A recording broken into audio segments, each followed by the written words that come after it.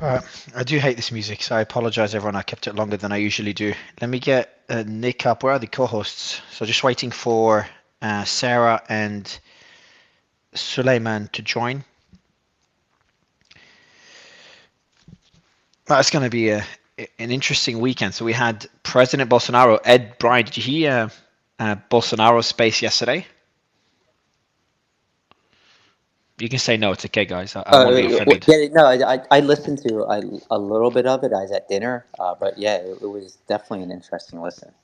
Did you know that so he had his main account blocked, then he had like as in he couldn't access the space from it anymore. Then his alt account got blocked, his internet got cut off, so he ended up using Starlink to access the space through one of his allies' um, accounts, X accounts. So you've got the president, the former president of the fourth largest democracy, who has the support of about plus or minus half the country, based on the last elections, about 48%, whatever it was, couldn't even join a Twitter space, an X space, to speak.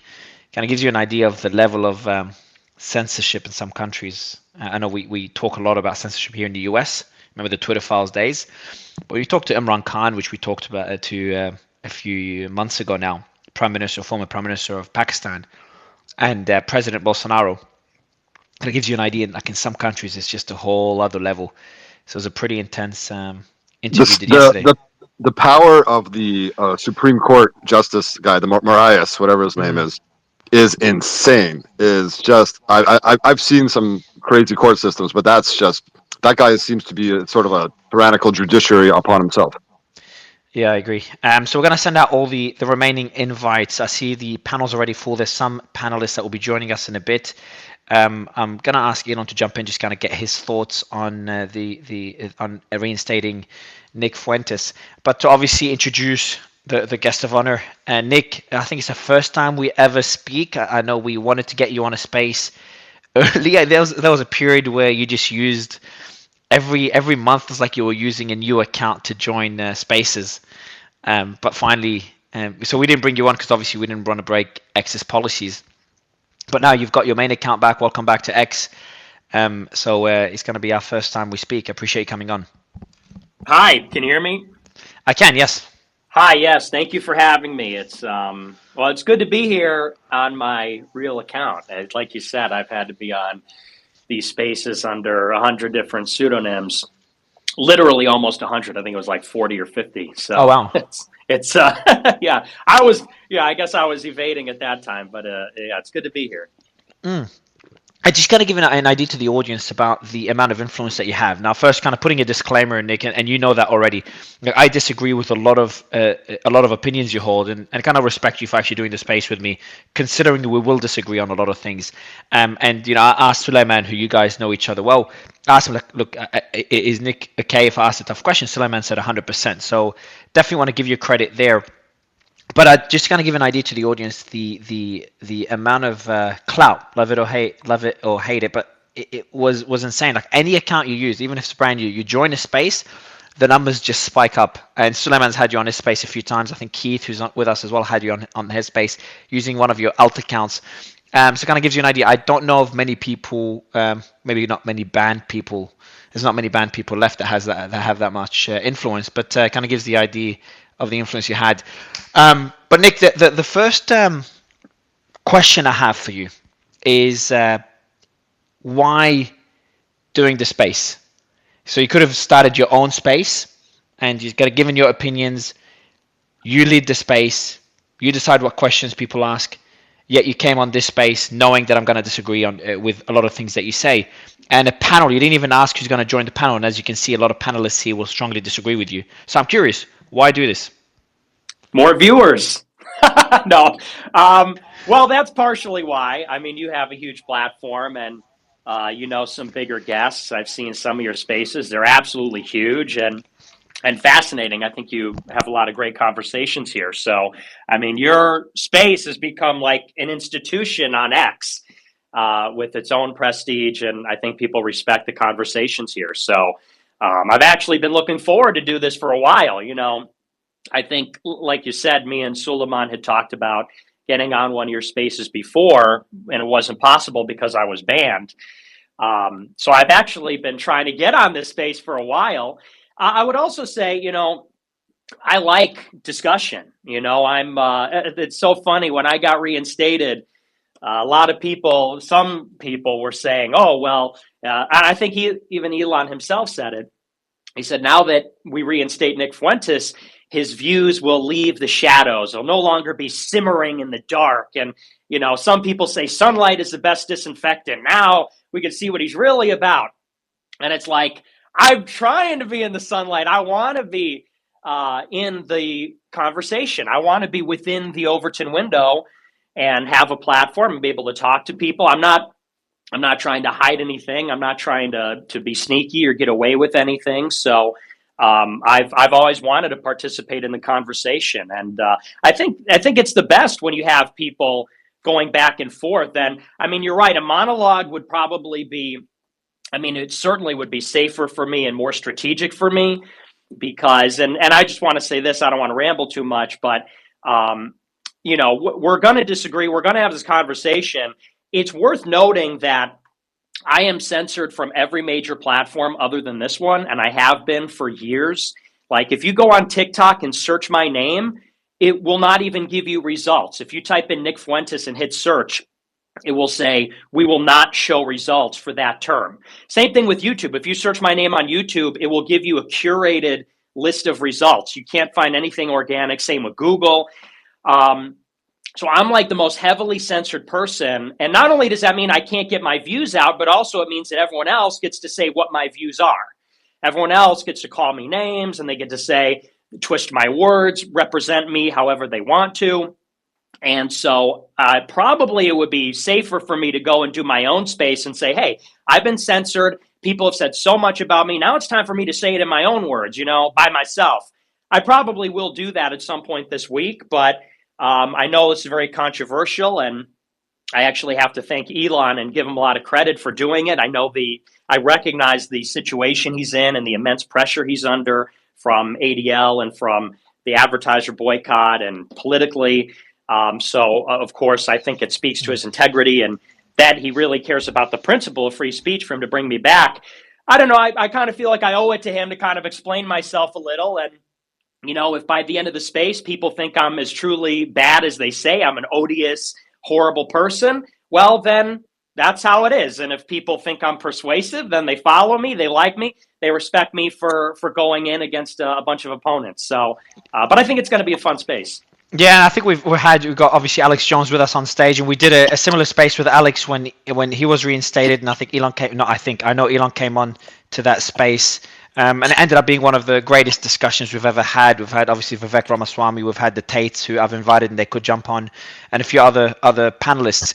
I'm gonna go a bit back and forth with you, Nick, and then we're gonna open up the panel. As we dig into more polarizing topics. Alex, I've just muted your mic because there was a bit of an echo. Just unmute whenever you want to speak. Nick, you did mention being banned from every platform, and I did look it up. Like, you're banned from YouTube, Twitter, obviously Twitter prior to this, Reddit, TikTok, Spotify, Venmo, Stripe, Clubhouse, Facebook, DLive, Twitch. I'm sure I've missed a few as well. The ones that shocked me, and correct me if I'm wrong, Stripe, Spotify. Yes. What did, for example, Stripe? What did Stripe say when they banned you? Well, it's interesting about the censorship architecture. I mean, I'm banned from everything you can think of, even, as you said, surprising ones like Stripe or Spotify, Airbnb. I'm banned from Bank of America. I'm banned from a lot of stuff. And what's sort of disturbing about it is how opaque the process is. I was on a no-fly list for a year. A lot of people even question if that was real. And people said, well, where's the proof? And it's like, when they put you on a no-fly list, when they ban you from Stripe, when they ban you from this, that, or the other, they don't actually tell you you're banned and here's why. They just will tell you. I'm sure anyone who's been censored can relate. Sometimes they don't even give you a reason. So like with Stripe, I got banned from Stripe in like 2018, years and years ago. Before, a lot of people attribute some negative things I've said to me, but that was really at the beginning of my career. I had only been up and running for just over a year before I got banned from Stripe and PayPal. You get banned from Stripe and PayPal, that's like 100% of all the payment portals on the internet. Like, you're done, So when they banned me, it was something I don't remember. Forgive me, it was 6 years ago, but something like reputation for the when it's financial institutions, they usually say that it's about the reputation of the financial institution, or they'll just say you broke our policies. Sometimes they don't even say anything, nothing specific at all. So I'm sure it was something in that category. There's an argument as well, Nick, that is made that when someone's being censored, it kind of creates that need in people to want to know why someone's being censored. And I'm not sure if you've had that. So, for example, when you've been censored from all these platforms, people are like, hold on, why is Nick being censored? Like, what is he saying? And then that kind of attracts people to want to listen to your content, which kind of shows that censorship could in some ways backfire. Did you witness this, or would you say the opposite happened, that when you were censored, it harmed your reach? Because it seems like you've got more reach now than ever before. That's a good question. I mean, people call that the Streisand effect. They say that when a person gets banned, it helps them because it revives interest in that person. And there definitely is something to that, but it on net is not real. Yes, probably more people would take an interest than otherwise because of these episodes where you get censored and there's media attention or there's a certain level of infamy. But on net, when you are completely cut off from the platforms, you're screwed. YouTube, Facebook, Instagram, Twitter, Reddit, Discord, I'm banned from all those. Combined, they have billions of users. So I have been relegated for years to these alternative tech platforms like Telegram. Up until recently, I did have a streaming platform. Now I'm on Rumble. And the user base on these platforms is a small fraction of what it is on every other platform. It's nearly impossible to grow. It's nearly impossible to take advantage of any network effect and get new viewers or to be discovered. And like I said at the top of the space, the part that people don't talk about is not only can I not talk on TikTok or talk on YouTube or Facebook, but other people get to speak for me. So I've been trending on Twitter sometimes for weeks at a time over the last 3 years, and I don't have a platform. And so not only do I not get to talk about what's going on, but everyone else gets to talk about me. And so the biggest tweets and the biggest impressions formerly were people talking about me, sometimes twisting my words, taking things out of context, whatever. And, so that even injures me further because it lets people like misrepresent me or create a certain reputation. So it has been, don't believe what other people say about the Streisand effect. It is absolutely destructive to most people to be censored. I think it speaks to the strength of my following that I've been able to survive in spite of it, not because of it. On that point, Nick, and by the way, Sneako just jumped on. We've got Alex Jones, we've got Brian and Ed here as well. So we've got a pretty star-packed panel. We've got more panelists that we're joining, Suleiman, Sarah. Just make sure you watch the request because we've got some big names that will be coming in throughout the space. So on that point, Nick, my first question for you, and I think slowly we're going to open it up to the panel. What would you say is the biggest misconception people have about you? Well, that's a tough one because I think there's so many misconceptions about me. But I mean, I was starting to compose a tweet about this yesterday. I would say the biggest misconception is people always use the language of hate about me. They say he's a racist, he's an anti-Semite, he's a this, an ism, an ist, he's a hater. And I think anyone that has ever met me, and I'm sure people join the panel can attest to this, I'm an extremely polite, considerate person. I don't know of anybody that's met me in a political context and like come away hating me personally. I think I'm a pretty friendly person. It's just like with anybody else. It's like with Alex, who's here, or Andrew Tate, who I see is here. If you don't agree with the orthodox narrative, the orthodoxy, the status quo ideas, if you're presenting a true alternative, then they hit you with all these words. And so I guess to put it simply, the misconception is I just disagree. Whatever people want to say about me, pull quotes, whatever, all I've ever done is talk. I've been banned for speech. And the speech is just things that people find offensive, or it's things they may fundamentally disagree with because it's fundamentally different and heterodox compared to what the mainstream is. So I'm not somebody that wakes up every day to hate on everybody with animosity. I wake up every day as somebody who it has been politically persecuted and censored because I'm offering a true alternative. And I guess the last thing I'll say, because I know we want to get on a little, this is an introduction, but I have such a strong youth following. That's what makes me dangerous. There's a lot of people that disagree with the system. There are very few that do it in a way that is persuasive and charismatic, and in a way that's appealing to young people and intelligent young people. So I think that's why people have such an interest in destroying my reputation, censoring me, and financially sanctioning me. Andrew, I've got a question for you, and good to have you back. One thing I've learned from the Andrew Tate experience is when Andrew was censored and other people spoke on his behalf, kind of similar issue to what you've mentioned, Nick, it created a certain perception around Andrew and Tristan, and I kind of fell for that. And then when I started listening to Andrew speak, and obviously we've had him on the space, but obviously speaking on YouTube and other platforms, I started agreeing on many things that I thought I would never agree towards because things were taken out of context. And I'm not sure whether we'll find that middle ground together, Nick, because obviously some things you say are, in my opinion, significantly more polarizing than Andrew. But the question for you, Andrew, going to your experience when you were censored, how would you compare that to Nick's journey in being censored and being taken out of context? Yeah. Hello, everybody. Firstly, I'll comment on what Nick said about being called hateful. And I think he made a very accurate point that they use the language of hate to attack you and make you sound like a hateful person. But there's no light without dark. The yin and the yang has black and white. And they're going to call you hateful if you actually love anything. If you love anything, you're destined to protect it and stick up for it. And obviously, when you love certain things, there's going to be an equal and opposite to it. In fact, you can argue not even an equal, just an opposite. And they're going to call you hateful for basically loving anything. If you love your country, you're hateful for not loving the other countries. If you love your ethnicity, you're hateful for not loving the other ethnicities. So whenever you see somebody called hateful, what they're really doing is highlighting that that person loves something and he's prepared to defend it. And if you look at the men who have died in any war across history when they were trying to defend their native lands, they were doing that out of love. They were not doing that out of hate. And when you love something, you protect it. And they try and warp that. The Matrix does this with everything. They try and inverse all the good people are the bad guys are the good guys. They inverse everything. So when you see anyone called hateful, be very careful of it. And you know that they truly mean that person loves something. Secondly, in regards to the cancellation, the Streisand effect, I think my position and my scenario is quite unique because at the time, I don't think you could go on the application of TikTok without seeing my face. So it was kind of crazy. And I highlighted when they first canceled me that I think they made a mistake because I was too big at the time. I was everywhere and it pushed a lot of people to other platforms.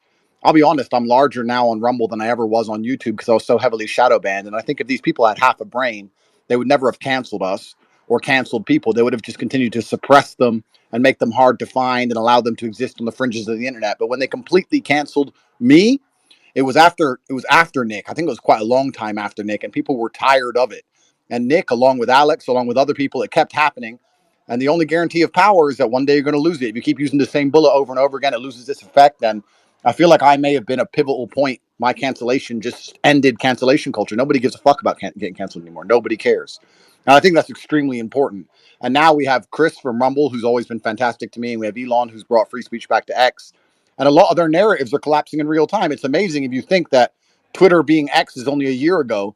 Think how many narratives are now being widely accepted by the youth, which were unthinkable and unspeakable only a year ago. It's absolutely insane. And what Nick said about speaking to the youth and having a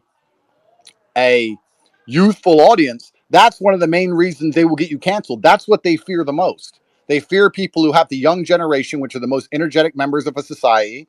They're the people who are going to decide the future. If you own the youth, you own the future. Those are the people who are motivated. Those are the people you have to psyop into working these bullshit jobs or dying in a ditch for some war they shouldn't be in. And as soon as you have a large affinity amongst the youth, they're going to try very hard to shut you down and get rid of you. And I'm just glad it's not happening anymore. I think the entire world is going to change. The culture of the internet has certainly changed.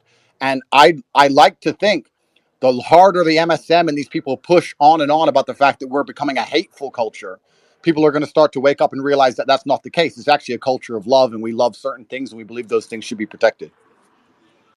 But do you think? Go ahead, Sully. Now, Andrew, just a quick question. You mentioned the impact that you have on the youth, and obviously it's the same reasons people fear Nick. Now, the question is, that's a fear that people have both for now and the future, but a larger concern in terms of yourself is the concern that people have, the impact that you're going to have on a wide range of things, whether it comes to politics, culture issues, and so on and so forth. So, what are the concerns that are, now that you've been allowed back on Rumble and you're allowed back on Twitter, same with Nick, what are the major concerns that you have? And I'm going to ask the same question to Nick, in terms of going forward, in terms of the attacks that you're going to get, in terms of basically the extreme level of pressure that Elon Musk and others are going to have in terms of keeping you on the platform. Well, this is another thing they do, right? They psyop. It's one of the largest psyops. When they don't like somebody like Nick or like myself or like Alex Jones or like a lot of people, they're going to come along, or like Myron, Fresh and Fit, etc. They're going to come along and make you solely responsible for absolutely everything any one of your fans ever does. You're going to sit there and talk to hundreds of thousands of people, millions of people perhaps per week, and if one of them does something wrong, it's all your fault, which of course is asinine and insane. If you have a mainstream pop celebrity who decides to lose a bunch of weight and look vaguely anorexic, they don't get accused of making some poor girl become anorexic. No. But if I decide to say you should go to the gym and get strong, and millions of men go to the gym and get strong, and one of those men happens to go to the gym and get strong and take steroids and drugs and lose his mind and go crazy and go and punch someone, they're going to say roided up Andrew Tate fan. And I'm going to be accused of horrible crimes because I'm solely responsible for all of the actions anybody who has ever listened to me has ever done. And that's deliberate because it puts you in a position of impossibility. I've been asked this before by MSM people. They've said, oh, don't you feel responsible because you once said that a man should be strong and he should be in charge of his household, and this young boy in Ulaanbaatar, Mongolia, told his teacher he's not going to listen to her because he's a man. I'm not in charge of what a Mongolian 10-year-old thinks when he misinterprets my message. This idea that you can say things online, especially nuanced and complicated things, and nobody will ever take any of them slightly out of context ever. They know that's a fantasy land. And it's an unfair battleground to even be playing in. So I'm going to talk. I'm going to say what I know to be true. There's going to be a large proportion of the population who understand what I'm saying must be nuanced and understand what I'm saying comes with a certain degree of life experience. And there's probably going to be some idiot out there who's going to misunderstand everything I say and do something dumb. But you could apply that to everything. You can say, drink water, it's good for you. Some dumbass will fucking drink till he drowns. Is that a murder charge? Well, it's only a murder charge if you're an enemy of the Matrix. So they do this on purpose to try and silence you and try to get you caught up with the difficulty of being so careful with what you say that it has no meaning anymore. If you're going to say anything that is meaningful, there is no light without dark. There's going to be a certain proportion of the people who listen to it are going to misunderstand it. That's the basic reality of the human condition. And to try and apologize for that is what they want you to do, so you soften yourself and end up neutered. They want you to be a eunuch and a mouthpiece for basically nothing if they're going to allow you on their platforms at all. Yeah, I totally agree. And the reputational destruction, we have to start to talk about that with that term. That is the number one weapon and instrument in the arsenal of the regime. Because let's be very clear, it's not about what Andrew Tate said or Alex Jones said or what I said and what they make it seem like it's about. It's about the fact that when Andrew Tate goes somewhere, there's a crowd of 1,000 15-year-olds following him and swarming him, and they're ready to go and grind and make money, and they're listening to what he's saying, not even just the funny stuff or about relationships, but they're listening to what he said about the election or what he said about the Ukraine war. It's about power. Same thing with Alex Jones. They say Sandy Hook, Sandy Hook. It's not about that. It's about the fact that Alex Jones has a professional $1 million studio and reaches millions of people completely independently without fact checkers. That's power. It's about the fact that when I go somewhere, when I go on Twitter, on a burner account, I could get 50,000 followers in a week without even telling anybody it's me. That's power. And what they don't want is, as Tate said, young people, energetic, mobilized, disagreeing with what the government agenda is. You never see, and this is how power functions, the people that are in power are in the shadows. We don't even really know. Average person doesn't really know who's actually making the decisions. It's a completely opaque, completely incomprehensible system. And that allows them not to be accountable. It allows them, by not being visible, you can't hit what you can't see. It allows them not to be accountable. So when a guy like me goes up there and talks, I've done over 1,000, 2,000 hours of content. Of course, I'm going to say something that sounds wrong. Of course, a joke isn't going to land. Something's going to be misinterpreted. Human beings make mistakes. There is a well-funded, well-oiled machine, ADL, SPLC, Media Matters. They exist. They employ reporters to follow every word, hang on every word of Tate, Alex Jones, Elon, me, any of these people, and look for those things that don't sound good so that they are ready for their report to send it to all the media. And then when New York Times or whatever writes a report about one of us, they have to include the preamble. Nick Fuentes, who said this one time. Alex Jones, who one time said this, Andrew Tate, to poison the well. And this is a form of assassination. 60 years ago, they would go and kill people like Malcolm X or Jack Kennedy. Now they don't have to kill people. All they have to do is get you in a clip saying, this guy's a hater, this guy's a racist. People like you, he hates you. People like you, he doesn't like you. He's a kind of vile villain type of a person. And so as soon as people recognize that that is a mechanism to prevent people from controlling information and to prevent people from trying to fight for market share in our supposedly open society, people start to get inoculated and start to realize. I was about to throw out another tweet the other day. Look around at the country. The country is in serious decline. The country's failing. People get mad at Tate, Alex, me, Elon for pointing that out. Elon Musk is sending rocket ships into space. We haven't been to the moon in 50 years. One guy bootlegged it. He went and found the parts. I read his biography recently. He's putting rockets into space, but the Justice Department is breathing down his neck because he didn't hire enough refugees. Seriously? The country everywhere is litter, filth, the fertility rate's fallen through the floor. We have no solution for that other than mass immigration. The borders are open. I don't have to spell out everything that's going wrong. We all know the social fabric has been ripped apart. We do not live in a meaningful society, but everybody wants you to fixate and focus on political extremists like me or Alex Jones or Tate. They're the problem. The things that they say are the problem. Not when the TV says Iraq has weapons of mass destruction. Not when Israel's blowing up an embassy in Iran trying to draw us into World War III. Not these other things which are actually responsible for wrecking our country, forfeiting the prosperity that we won after the Cold War. So, we have to keep in mind, and that's why I love Alex's brand. It's an info war. It's a battle over control, over the distribution of information and opinions. It's also a matrix. They want to control what you see, what you hear, and then they control you. So that's all this is about. It's people like us independently vying for power to improve society, and them using reputational destruction as an instrument to assassinate us so that we lose credibility or legitimacy, or people don't even want to hear what we have to say before we say it. Yeah, just as Nick said something really important there. They're trying to normalize dysfunction and they're shooting the messenger as opposed to fixing the problem. That's their primary objective. And I don't think most people at home understand that every single battle that's ever existed since the dawn of human time has been a battle for influence. We talk about World War III. We're currently in World War III. Lobbying is World War III. Hacking is World War III. We're living World War III right now. And Nick quite rightly pointed out, Alex's brand is on point. It is an information war. Why do you send tanks to said geographical area and destroy the opposing tanks so that you can have influence over the population in that area? So you can control the monetary system, you can control the media, you can control where they go to work, you can force them at gunpoint to do as you say. It's always been a battle for influence. Why does lobbying happen? Influence. Why does the American dollar keep getting used as a weapon to influence foreign nations? Why are we trying to promote democracy so we can constantly and endlessly rig elections all around the world? It's a battle for influence. If you have influence in this world, like Nick does, as he said, he can come back on a burner account and get so many followers so quickly.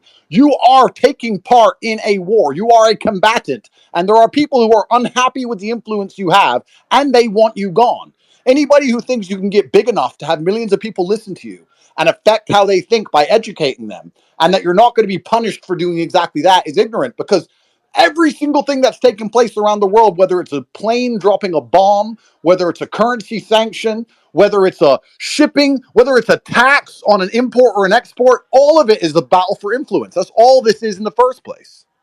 But both of you guys are saying that the media's goal is to control your thoughts. I think a lot of people, particularly those on the left, probably think the same about both of you guys. Wouldn't you agree? No.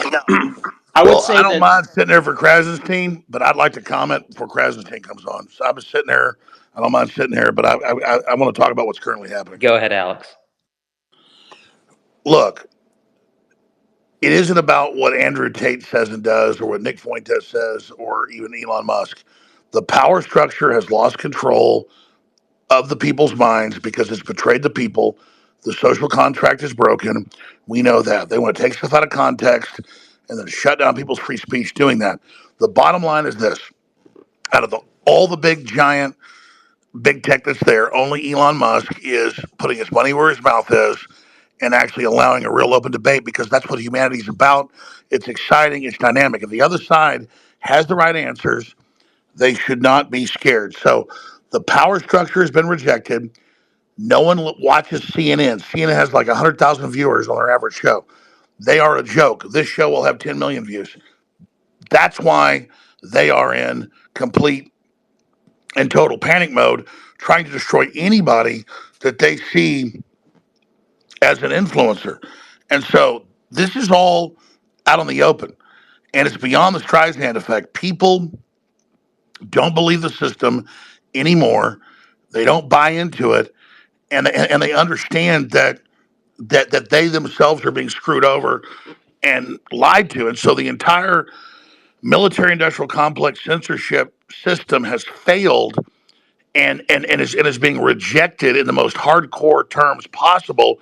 So that's the larger question is, why isn't the power structure recalibrating and trying to back off or trying to change its goals? Because it's so arrogant. It's afraid of Nick Alex, Fuentes. quick question on that though. Are they not trying to recalibrate? Isn't that the argument? But they're recalibrating into making society, one would argue, more totalitarian, more fascist, more of a police state. So there is recalibration happening, but you're thinking it should happen the other way. What's your thoughts? I mean, I totally agree with you. They are recalibrating by cracking down and doubling down. I mean, look at the bill they passed in the House. It's going to pass the Senate by 80 votes. There's only 100 senators. And I've read the bill. It makes a foreign multinational NGO of Israel in control of Justice Department policy and college policy, and literally bans the New Testament. I mean, it does it. The bill. Alex, that's literally a lie. Like, you didn't read the bill. It's a short bill. I read it twice on a space that I was co-hosting. It's like a page and a half. Everyone can go look for themselves and see if Alex is full of shit. See if Alex is full of shit, or if Alex is telling the truth. It's a page and a half. You're scared of this. It does not make a foreign NGO that's a subsidiary of the Israeli government. Alex, can you let Alex? Moving. Just Alex. I'll let you finish your point, Alex, and I wanted to add to it one question. Just moving away from the bill, just on the fight that Elon is leading. Like, we had the president, or the former president of Brazil, on our space yesterday. His main account was blocked in Brazil. His internet was cut off. And that's someone that had the support of about half the country. He had to use Starlink to eventually join the space using the account of one of his allies. Now, you've got X potentially getting banned in Brazil, banned in other countries, or under threat in other countries. There doesn't seem to be much support for free speech, other than, honestly, Elon's probably the biggest name leading that charge. Could that be enough? Alex. You're muted, Alex. You got to unmute bottom left corner. We've got somebody sitting there popping in saying none of this is happening. That's gaslighting. We are seeing massive censorship. The bill says, and it's passed the House, that if you call Israel Nazi Germany or make similar statements, you are going to be taken, basically to jail. You're going to be kicked out of college. And they just keep objectively false. What you just said is objectively false. Let me tell you what the bill actually says. It's under. No, I've read the bill. Hold on a minute. So have I. It's under. Everyone can see whether Alex is telling the truth or whether I am. Alex, yeah. Let me just reply. Let me reply briefly. Let him make. Guys, Alex, I Let just let I let do want Alex make his to. point I first, and then you can do, respond. Suleiman. I do. No, I don't want to discuss the bill. Not yet, Alex. I'll go back to the bill in a bit, just because we've just got some big voices here. You got yourself, Alex. Got obviously Nick, Andrew, Sneako on stage, and I really want to focus. And I've actually sent an invite to Elon, who hopefully could join us in a bit. But I wanted to focus on seeing censorship in the U.S. doesn't really even compare to what we're seeing in countries like Brazil. So my question to you, Alex, you're probably the first big name that we've seen censored to that level, that Nick, Andrew, and others have faced. Um, are we at a stage of a point of no return now? Because I just don't see Elon alone being able to lead that fight against censorship. Because if X gets banned, and you're muted by the way, Alex, but if X gets banned in all those countries, then what other alternative do we have? But this is the thing. Andrew Tate talks, made great points. Nick Fuentes made great points. And Mario made great points. And then as soon as I talk, this guy interrupts me. There's mass censorship. We have an 800-page report came out last Friday from Congress about total manipulation of the election, total censorship, total control. We're being told, no, it's not happening. No, it's not going on. No, it's not even real. And absolutely, only Elon Musk with a major platform. That's why I first off said Elon's doing a great job, was to bring this up. And that's why we have to unify behind free speech and regardless defend it But then, because what happens? we're, But Alex, but what happens if X just gets banned in those countries? well, So we talk people, about the US, but if you, which is already banning TikTok, but if you go to all other, let's go Brazil for example, the fourth largest democracy, they block X. What other alternative is there? well, the good news is X is so big and Elon is so big, there will be ways to get around this. Yeah, you've Gas just. Did he go Oh, out? you're back. Now you're back. Yeah, go ahead. There's ways to go we're, around it. Yeah, but we're how? What being are those ways, Alex? Well, first you got to admit you're being censored, and not let voices come on and saying you're not being censored. The border's not wide open. We didn't lie about WMDs in Iraq. There's nothing going on. They are literally telling you, lay down. Nothing's happening. Nothing's going on. You're not under assault. You're not having your free speech taken. That is all a giant lie. We all know what's going on. It's out in the open. And then they've got this legislation that literally has some foreign group, as Congressman Chip Roy exposed, defining what is anti Semitism. I'm not even anti Israel, but I'm anti people that want to censor speech. And it says right there I, clearly, clearly that I, they're going to censor your speech I, and come I, after you for what you say. yeah, you say thanks for AB for not jumping in. Ed, I'll go to you now. I'm gonna want to go to Myron afterwards. Go ahead, Ed. Yeah, so I want to go back and talk. I believe it was Nick who said the media is trying to control your thoughts, but I mean this is something that he has posted over and over again over the years on X or on Twitter, I guess I should say, uh, and then he ties the Jewish people to it. So I think the media's main goal is to make money. Their businesses, their corporations, their main goal is to make money. Their main goal isn't to control your thoughts. But if you're going to say that the media's goal is to control your thoughts, then I would argue that Nick's goal is to control people's thoughts too. Just like he said when you open this space, Nick said that he's here because you have a large presence and you're going to get a big audience. So, Nick, do you want the big audience because you want to change people's minds and control their thoughts, or do you want to do it for other reasons? Of course, I'm here to change people's minds. But what I'm talking about specifically, when I say the Matrix is the idea, because people have gotten it twisted. When they say take the red pill, it's the idea that the world around you is created. It's that your perception was designed. And we have something like that, something like the Matrix film with media. Most people, I mean, seriously have to question their assumptions about the world. Most people wake up, make their coffee, take their shower, drive to work, go to work, come home, watch Netflix or go grocery shopping, whatever. So everything that they see and hear about the world outside of that immediate experience, they get from TV, increasingly social media. And what information about what's going on in Ukraine or Israel or wherever, where does that even come from?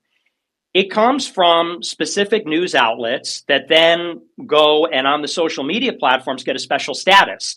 Like on YouTube, they will give Washington Post and New York Times and CBS special status, their legacy institutional media. Even Facebook tried to do this. And, people forget this, but the origin of the term fake news didn't come from Trump. It came from Facebook. Because after Trump won in 2016, Facebook said the reason he won, which was not an anomaly, was not supposed to happen, not part of the plan, is because of the proliferation of fake news on Facebook. And they were going to roll out a system where some kind of moderator would evaluate news sources and say which ones were real and which ones were fake. And so that's the kind of information ecosystem I'm talking about, where clearly institutional establishment media companies or sources, they are given preference. And it's about maintaining a kind of monopoly on the flow of information. And the monopoly is about, of course, controlling what the message is. So that's why, I think Elon bought Twitter when censorship was at an all-time high. And it evolved past, initially it was, we have to censor because of violence. I think the first people to get banned on Twitter was like ISIS. Then it was something like harassment. Then it was hate speech. As time went on, it turned into editorial censorship, where it was like, if you are doubting the COVID narrative, that's against the TOS. If you're doubting the war in Russia or Ukraine, you're censored now. If you're doubting the legitimacy of the election, you're censored. And it was revealed recently that some of this stuff was even coming from the White House press office and from various other federal agencies, where they were literally saying, they were emailing their sources at social media companies and saying, hey, this specific post, can you take this down? It's so-called misinformation. So what I'm talking about is clearly an institutional effort to maintain a monopoly on information and opinion making, and they defined the limits of that. And what was considered outside the limits was everything from so-called white separatism, white nationalism, all the way to and including the origins of COVID, the cause of the war in Ukraine. When you say monopoly, though, what are you referring to? Because there's definitely more than one company. Okay, an oligopoly. An oligopoly, is that a better technical term? A cartel. But I don't even think you can consider an oligopoly, because of course it is. And there's no. Well, I would like to respond to this. Go ahead, Alex. 5 years ago, it was in August, I think, of 2018. They admitted that Tim Cook of Apple met over the weekend with the heads of the other 5 companies and decided to ban me off all the platforms the next day. He bragged about it, so we curated Alex Jones. My point is, the globalists are losing. They've lost control of the narrative. Elon Musk was a maverick. Figure that out. His bet has totally paid off. And now you've got X doubling in size the last year because of allowing debate here. That's smart. Elon says, I believe in the people being able to get together and have a discussion instead of arbiters saying, we're going to tell you what you can say and what you can do, because they don't want a larger debate. That's why we're winning. And that's really so just on that, the larger issue. Just on that, and talking about censorship, because we've got a number of people on the space who have been censored. So I'm going to go to like Sneako and Myron and talk about this. So Sneako, first to you, right? You were deplatformed. I think you had a huge account on YouTube, a major account on Instagram. And what the panelists are talking about is the idea that everybody wants to impact people. I mean, that's true, but what is the correlation between that and then what the panelists are mentioning in terms of it's not dirty to want to influence people, like monopolizing ideas? Sorry, Sneako, what's your thoughts on that in terms of the people trying to monopolize? I want to respond to that. I mean, I think that's a fair criticism, but comparing influencers to the monopoly of the media, it seems ridiculous to make that sort of comparison, because ultimately they want you to be reliant on them. There was a reason where 2 years ago, when I had Nick on my stream, I got banned for misinformation about the vaccine and the election, 2 policies that on YouTube are now reversed. That doesn't exist anymore, because at the time they want you to follow that narrative, right? They want you to be subservient to them.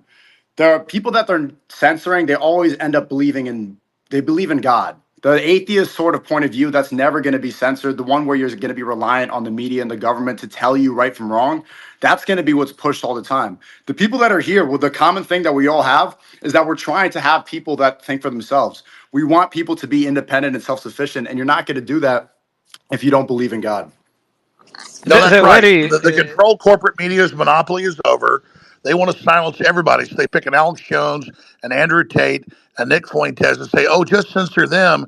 Then they steal our identity, misrepresent what we said, and once we set the precedent to ban Andrew Tate or Nick Fuentes or Alex Jones, now they can censor all of you. It's about silencing you. Andrew, the next question, I'm going to go to you, Myron. I know you've been waiting for a while, but Andrew, where do you draw the line, though? And obviously, Elon is trying to figure this out himself. Is where do you draw the line of where free speech becomes hateful speech or start causing harm to others? All right, first thing, I don't know who this Ed guy is, but the fact he thinks the media exists to make money and not to influence the population shows he's a dumbass.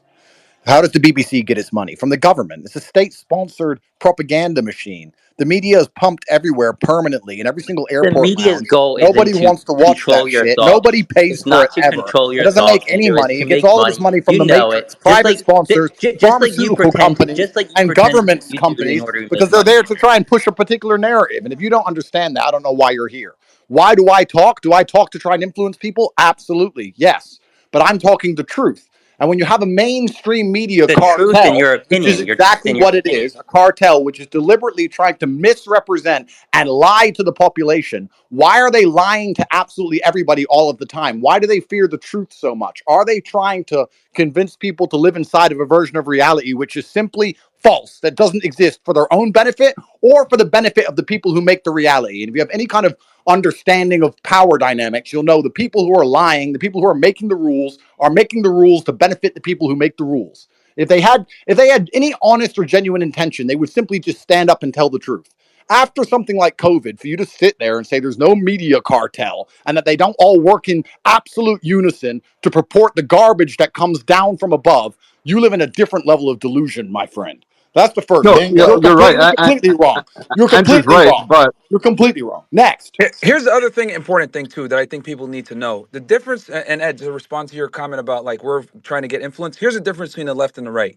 The left is going to censor you and get you canceled and lobby to get you canceled. On the right, we might disagree with you, but we're okay with having opposition and having these open conversations. We don't Well, push for censorship. your The opinion left will have does. to. Exactly. The I'm left does. open to And let, opposition all the and time. that's So fine. I mean, That's you. That's you. But what I'm trying to well, say though and I is consider myself center left. and that's awesome. You're one of the few, but the reality is most of the people on the left, Media Matters, ADL, etc. If you say something that they don't like, especially if it concerns Zionism, let's just go ahead and deal with the elephant in the room. They will go ahead and push to get you canceled. There's a reason why someone like Destiny, who's a friend of mine, can say, I'm an Islamophobe and no one gives a fuck. But if I go ahead and start criticizing Israel, if I start criticizing Zionism, if I start criticizing American foreign policy, they're going to cancel you. Before October 7th, I hosted a debate with Destiny and Nick Fuentes. We had almost 100,000 people watching. This was before it was cool to talk about Zionism. It was before it was cool to talk about the issues going on in Gaza. And we went ahead and dealt with some censorship after that and got demonetized. Obviously, that's not going to be the main reason they demonetize us, but I absolutely know that it played a part in it. Why? Because we had a discussion, a tough discussion on a big platform on a topic that no one wants to talk about. Now it's more appropriate to talk about it because of what's going on and you can't hide it from the world. However, we brought attention to this issue before. And if you look at all the censorship, I mean, dude, is it a coincidence that all the heads of the top tech companies have a certain type of background? I don't know. Let's see here. We got Adam Asari, Instagram. We got Zuckerberg, Facebook. We got Susan Wojcicki over at YouTube. We got Media Matters and ADL. I mean, if you criticize a certain place, they're gonna come after you, and But that's the Myron, reality. if you give those same powers to people on the right, are you saying, because there's examples I can give, India being the best example, that would say that if you give those same powers to people on the right, you'll get the same result? The issue is not left versus right. The issue is centralization of power leading to censorship. Do you disagree? No, I disagree. And even Elon admitted this when he took over X. Conservative accounts were stifled way more than left accounts. That's a fact. Agree. But I'm saying the reason it's a fact now is because social media companies are controlled by people that identify as being on the left.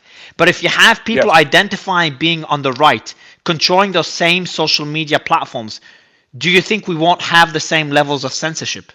We will not. And look, and Elon's the perfect example of that. We got Elon right now running X, and what did he do? He allows everybody on, whether you're right or left. And I think no one should get banned for having certain viewpoints that go against the agenda. The problem is that on the left, they are okay with censoring you. But when you have people that lean more right or even in the middle, they're okay with allowing people from both perspectives to be able to have a conversation like we're currently having on this space, which I think is a beautiful thing. Mario, Give me, if I can I, quickly respond to that, I would say that the people that control these companies are saying that they identify as being on the left. Let's be honest, it's not a left versus right issue. It's a Zionism versus people that believe in God issue. It's people that But Elon all Musk the is hold on. Elon Musk is a Zionist, a very proud Zionist, and he loves Jews. And he just reinstated the piece of shit that we're hosting today. So what are you talking about? And Okay, Nick come on. Can we and have a Nick and little Nick decorum? Fuentes, hold on, and I Nick think, Fuentes, hold you on. just, you just, Let me just yeah, get but a, let me just get a I was, sentence out. yeah, Let me get a AB, sentence out. I was just worried that Nick will be saying things that will cause me to jump in and kind of mute everybody. Then instead, you did it on his behalf. So I think Nick was a lot more cordial, even though I disagree with a lot of his stances. He was the cordial one, and you jumped in with the personal attacks. Sully, I think you had a question for Nick, but Nick, I wanted to ask you that same question that I asked Myron. Do you agree with Myron that this is a left versus right issue? Because obviously Elon, was very clear that censorship exists on both political spectrums, and he deals with it on a global level, not just the US. Yeah, but the left are the grand champions. I Well, have a yeah, point of view on this as well. Alex We'll is go to certainly Nick and right. Andrew on that point. Go ahead, Nick. Alex certainly right that the left is leading the censorship, but this is belied by the fact that the right engages in censorship, and maybe that's what Tate was about to say. So I don't mean to kind of steal your bit or whatever, but it has just been reported that there is a journalist at Media Matters who seems to be going and attacking all of Shapiro's enemies. And speaking as somebody who, by the way, I was initially canceled, blackballed, blacklisted, censored by conservatives before. It was actually, not to be indulgent, but I think the story is important. When I was a college kid, I was 18 years old. I was a freshman in college. I met some of the Daily Wire writers like Cassie Dillon, Elliot Hamilton, Aaron Bandler, and I started to ask them very subtle questions about America's support for Israel. Agree, disagree. I was asking questions. And of course, Donald Trump had just won in his inaugural. He said the new credo is America first. So I said, well, why does that seem to be the apparent exception? For that, I was totally blacklisted from that circle. And as a matter of fact, Cassie Dillon, who's a conservative who was working for Daily Wire, started sending hit pieces about me to Media Matters. She would watch my show, take the Oh, I bad mean, clips, and just send real it to fast. Media. Well, hang on. So the point is, and I know Alex, you've experienced it too. Andrew, I'm sure you've experienced it as well. It's coming from the right too. I got banned from CPAC in 2018. They wouldn't let me set foot on the premises.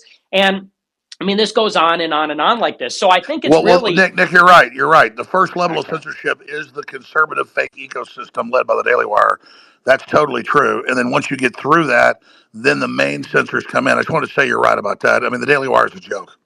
yeah, you're absolutely right. So I don't think it's a left right issue. It's about specific. Well, and what Sneako's saying, I don't necessarily agree. It's like strictly speaking Zionist versus everybody else. But what he's getting at is it's about certain powerful groups over people that do not have power. And it's about narratives that benefit, and as Tate said, certain interests. They rig the game with the narratives that help the people that pay the media. Why does Amazon own Twitch? Why did Bezos buy the Washington Post?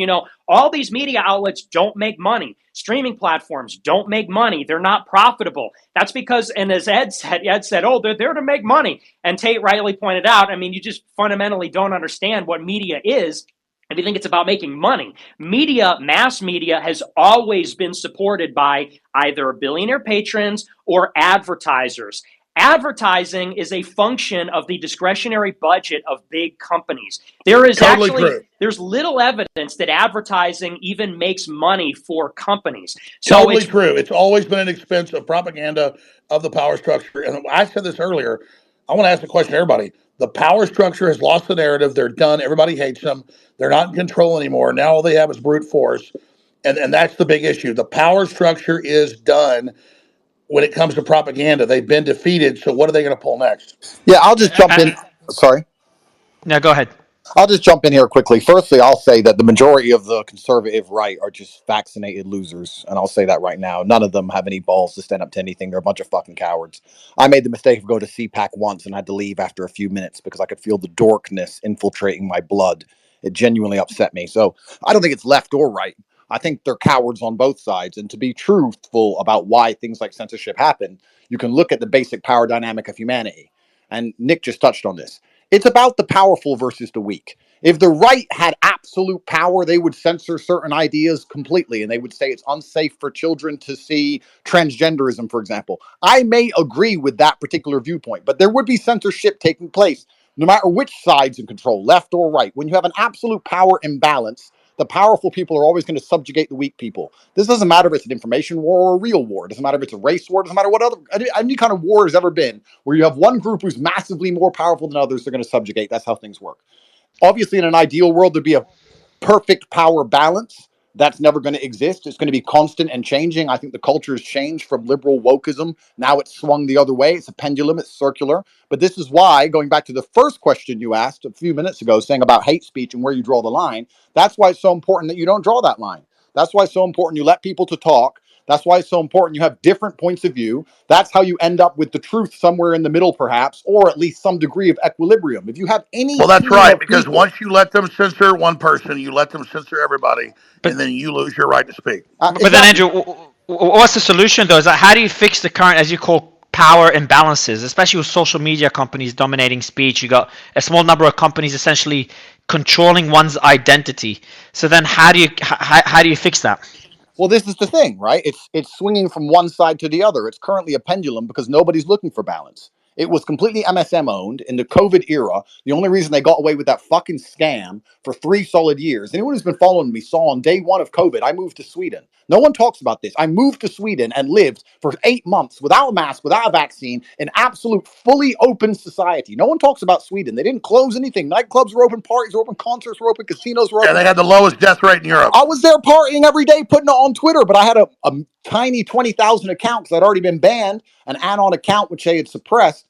So the whole COVID scam only existed because the media took money from the pharmaceutical companies, because they don't exist to make money, to purport their garbage to try and enslave us And all. Andrew, you just nailed it. They have no more power. They're losing. They've They're lost. going So, after all so the main now it's swung. influencers. So now it's swung our way. But this is the point. It's a pendulum. No one's looking for equilibrium. But here's what's actually scary. Now it's swung our way. The game is currently changing. In the COVID era, what the MSM and the Matrix would do is they would try and sugarcoat their bullshit to convince you to believe it and sit you down and say, oh, the vaccine's good for you. And they sugarcoat it because they control the narrative. Now they no longer control the narratives. I think we're going to enter an era of brute force. It's not going to be about, we think you should get the Exactly. vaccine, it's good for you. It's going to be, get the vaccine or you're not going to eat. Get the vaccine or you're going to It's get going shot to be on false sight. flag. It's going to be false flag terror attacks and civil unrest and civil war. Yeah, Absolutely. the sugar coating's done. When you don't own the narrative, when you can't tell the happy, polite lies. Now it's just brute force. That's how the whole reality of Earth has always been. You can lie to your girlfriend, say I'm not cheating. If she catches you enough times, you're just going to say, yeah, I'm cheating. Get over it. Now they're going to get to the point where they're going to say, yeah, we're tyrants. We're tyrannical. Take the fucking vaccine, or the QR code on your forehead is going to be scanned when you walk outside by that camera in the corner, and you and your kid's electric car ain't going to work anymore, and your credits will be drained from your bank account. They're done trying to lie to us. They're done with the sugarcoating. They're done Exactly. being nice, and they're moving into just brute force Exactly. So totalitarianism what are because we they've going to do lost about that? narrative control. Now, What's the response to that? real quick, I just want to clarify. I'm not saying that the right doesn't censor. They absolutely do too. But what I'm saying is right now, right here, when we talk about these big tech companies that are responsible for having these trust and safety boards and media matters and ADL, etc., they tend to lean left. Does the right censor as well? Of course. However, I would say the predominant censorship people are on the left-hand side. Some of them Yeah, don't, but Andrew. most of So, them do. so Andrew, just one question. DG from the audience is asking, like, so how do you fight brute force? So, for example, if they use brute force to ban X in a bunch of countries, then what other platform would allow us that voice? Well, I have to be very careful what I say because I'm in the middle of a judicial process, and my judicial process is down directly to the fact that I spoke against power. That's the reason they're doing this dumb shit to me, and I'm currently on bail. So I have to be very careful what I say because it all ends up in a court file. So I can't talk about mass civil disobedience. I can't talk about mass civil non-compliance. I can't talk about those things. What I would like to say is that I believe we still have, to a degree, the power. I believe that the people still have the power because they can only get away with the bullshit we accept. It won't be that way forever. In 20 short years, AI is going to have you by the balls and it's going to be completely different. But for now, we're in a transitional period of human history where no matter what bullshit they write down on the piece of paper, the police officers are not robots yet. They're still humans. If we can convince them it's garbage, if we can speak to their humanity, and we as humans can unite behind something common, they cannot completely control us yet. Andrew, Whether so we can powerful. regain control before it's too late, before you're Yes. talking to a machine mind, which has no problem shooting you in the head, I don't know. But that's where we're entering a period now where you're going to be fighting for the absolute freedom of not just yourself, for your bloodline, for your lineage. We're going to get to a point now. This AI and the things they're trying to implement are going to leave no path and no possibility of resistance in any way. That's right. So That's right. That's the Br- mic drop moment. But Andrew, quick question on Sorry, that. sir. Quick question on that, right? Because you're right. The normal methodological process that occurs is you end up getting civil unrest. The issue you have is that right now, and this is the question to you, the society has been conditioned in a way, in such a way, both the right and the left, to say do not speak out against power, even if that is protesting, even if that is having any form of civil unrest. So in the past, there was this psychology that civil unrest was a way of combating totalitarianism, fascism. But now, when you look at the populace, they no longer think in that way. So when the people no longer think in that way, they've been conditioned. What are the real chances of there being real civil unrest? well, that's the thing, and that's their primary weapon. Their primary weapon against civil unrest is not riot police. Their primary weapon against civil unrest is to have a large contingent of the population disagree with the civil unrest and see the people who are doing civil unrest as their enemy. Perhaps in some scenarios they are, but not in all scenarios. And that's why they fear narratives which are outside of their control, which are not gatekept, because what we're effectively doing is telling the truth and trying to make everybody at home understand that the government doesn't give a fuck about you. They don't care if you live or die. Nobody cares about you at all. You're a cog in a machine. You're an ant to these people. You're a farm on a farm animal. You're a farm animal on a farm. They couldn't give less of a shit if you can feed your family, how happy you are. They just want you to pay taxes and die. No, And I if you totally make agree. enough Listen, people guys, understand that, it's not about left and right anymore. It's about the I'm going to powerful leave. versus the weak. I'm going to leave. I just want to add one point here. That's the mic drop moment. That's exactly what's happening. What Andrew was hitting right there is they're planning to trigger racial division and Palestinian versus Jew and Jew versus that because they're losing. It's a divide and conquer. They've lost the narrative, so now they want to divide and conquer to get us all fighting with each other with an angrier world, as Klaus Schwab says, before they roll out all this control. And right now is the window for us to wake up to globalism, dehumanization, depopulation, anti-human systems, and embrace what's pro-humanity, embrace men and women, embrace families, embrace nuclear family, embrace Western culture, and that will override this system. So absolutely, the power structure is losing. And so now they're not just going to the civil unrest model, they're going to the divide and conquer model. That's why right now in the battle space, we've got to reach out to everybody and explain to them that it's globalist versus human. It's a pro-human future versus an anti-human future. It's the technocracy versus the human system. That's the fight. Brian, your thoughts on that brute force argument? Obviously, you've been censored. Sneako, Alex, Nick, Andrew, all of you have been censored. Would you agree with Tate's position there, Andrew, Brian? Brute force as in what? Brute force as in that there's government agencies or the media out to get you, or what exactly do you mean by? I'll give you an example. I'll give you an example of brute force. Firstly, we can talk at governmental level, of course. If you're a spy, there's assassinations. That kind of thing happens all the time. If you're a whistleblower for Boeing, you end up dead. We can talk about all that kind of stuff, but we can even move it down another level. Let's imagine a fictional character. He's 6'4". He's extremely handsome. His name's Top G, and he spoke against the governments. He spoke against the governmental systems, and they blocked all of his bank accounts, deleted him from every single app that exists, froze all of his money in every single country they could find it, blocked the bank accounts of all of the mothers of his children, arrested the mothers of his children, dragged them into offices, called 4,000 women he'd ever known in the past and tried to get them to sign pieces of paper saying he's a bad person when he isn't, then tried to raise criminal charges against him for money laundering and garbage and tax not paid and far off trust funds on a Caribbean island, forcing him to spend $10 or $11 million on legal fees just to stay free. Then saying he's a human trafficker because some of his friends had TikTok and throwing him in a Romanian dungeon for 92 fucking days, letting him out of there, leaving him on house arrest for 8 months, then leaving him stuck within the jurisdiction of that country where he's basically neutered and censored because if he tells too much truth about what's going on, he gets dragged back to the dungeon he just got out of. If that's not brute fucking force, my friend, you don't understand the world. And if you had if you have any influence over this world and you're telling the truth to a point where you have millions of people waking up to it, they will use brute force to shut you up. And brute force is usually a prison cell or a fucking bullet. If everything you said is a actual truth and not a subjective truth, then yeah, I agree that that's brute force. But I just want to touch on something. And you called Ed here an idiot because he said that the media's main goal is to make Do you know what money. these brothers look like? I would suggest it's their Like a only strap goal. on the side Comcast, of the Warner barrel. Brothers, Disney, they're So, publicly like, they're publicly Okay, traded. well, you just have to put a if face you're to saying the it's their No, no, only no, no, goal, no. Let me if you're finish saying my point if here. you're saying it's, I don't want to Oh interrupt you, but if you're gosh. saying it's their only goal, I just Well, need You're let me talking to finish my exactly. point clarify. here. Sure, Can I sure, finish my point? Thanks. So, sure. Comcast, Warner Brothers, I Disney, mean, these are for publicly like owned hardcore companies, liberals, publicly Ian, you traded have a hot companies. they can mic. be Ian reasonable. Carroll, you have a hot Yeah, mic. but they're also hilarious. You're just gonna, yeah. If Especially someone can see, Ian on stage, Ian it's Carroll. glitching for me. Yeah, Yeah, I I've don't just same. see I can't see him. him. I yeah, it's don't see glitched. him I've on just muted stage. everyone. It worked. Yeah, Brian, go ahead. I've just Yeah, fixed it. yeah. So Disney, Warner Brothers, Comcast, all publicly owned companies. They own a huge percentage of the mainstream media, at least in the United States. I do want And to see him the just keep goal of talking. a publicly traded company is to optimize profits. I mean, you can dive into your matrix conspiracy theory, but those are subjective truths and not actual truths. A publicly owned company, their goal is to optimize profits. Cool. Fantastic point. They're a publicly owned company and their goal is to maximize profits. So they get paid far too much money for basically no reason because the advertising doesn't work by people who have vested interest in purporting false versions of reality to the people at home because it is the matrix. They don't make money from selling anything to the consumers. In fact, the consumers get to consume it all for free, which is what they want, so they can lie to you. They make their money by taking money from advertisers, and these huge billionaires get to control all the narratives, which is exactly what we're No, talking no, about. no. And You're saying that billionaire. I want to quickly clarify because you You're said shifting it. that I called Ed an idiot. I want to clarify that because you said that their primary goal is to make money and not manipulate the population.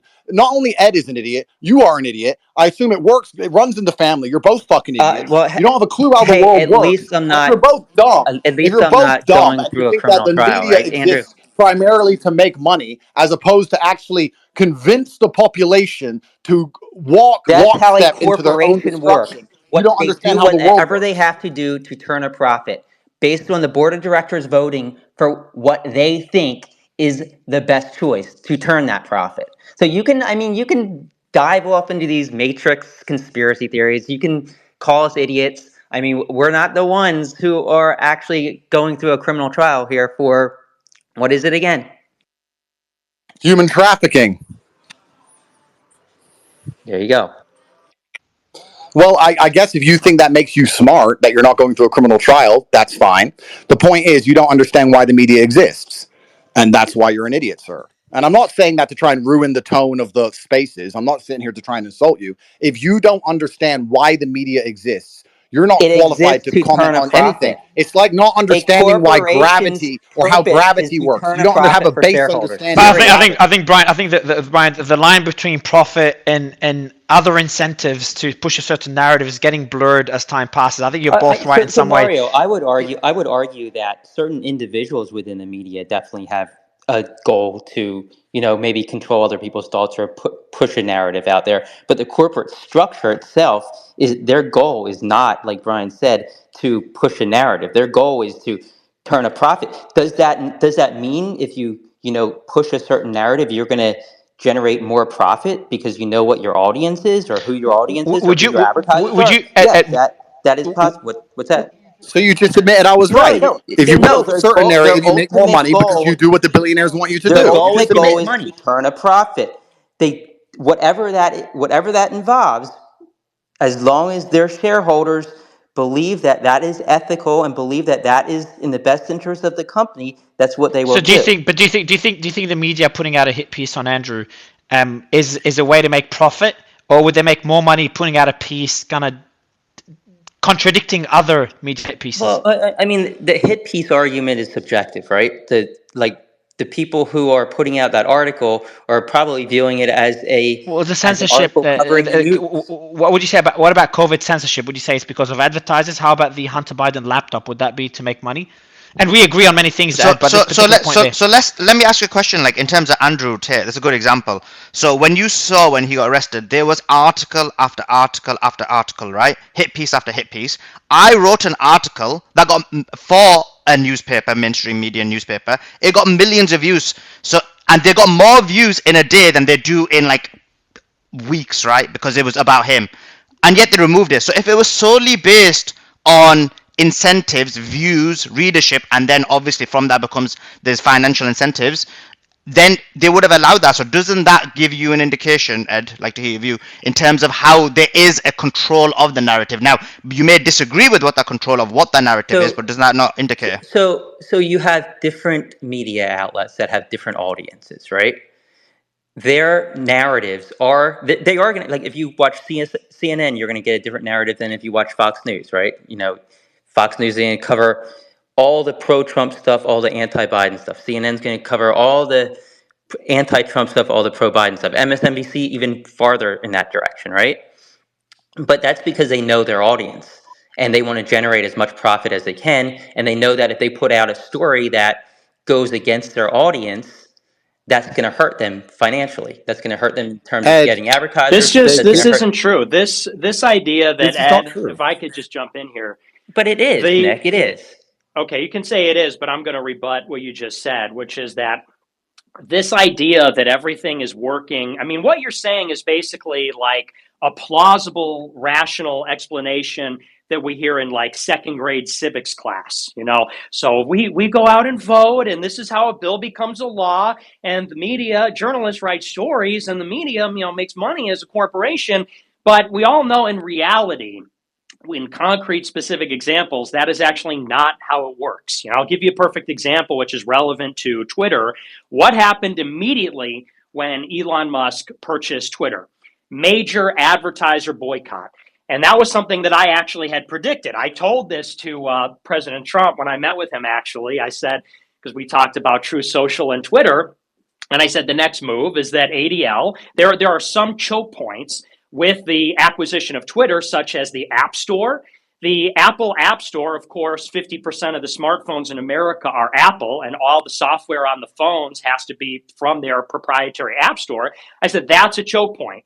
App Store can say, we're not going to let you buy it. I said, the other choke point is the advertisers. All the revenue for companies like Twitter or like Facebook comes from advertising. So ADL may organize a boycott. And I told them about how this precise thing happened in 2020.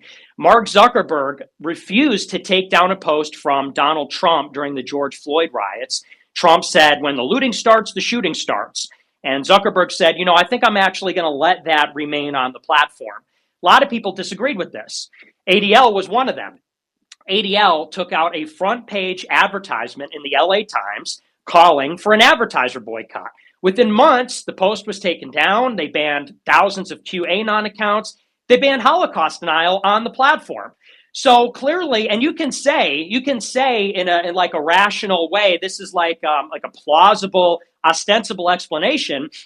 Well, they did that because they were worried about their shareholders. No, this is a regulated press, and it's similar to a protection. Hang on. Let me just finish my point. Okay. I'm almost done. I'm not, I don't want to interrupt people, but so this is like a protection racket, and this is how it operates. They come along, certain groups or advocacy groups come along and say, hey, it'd be a real shame if something happened to Facebook. You got to take down this post. Oh, I don't think we're going to. Okay, well, then we're going to take out a front page ad on the LA Times and force you to capitulate.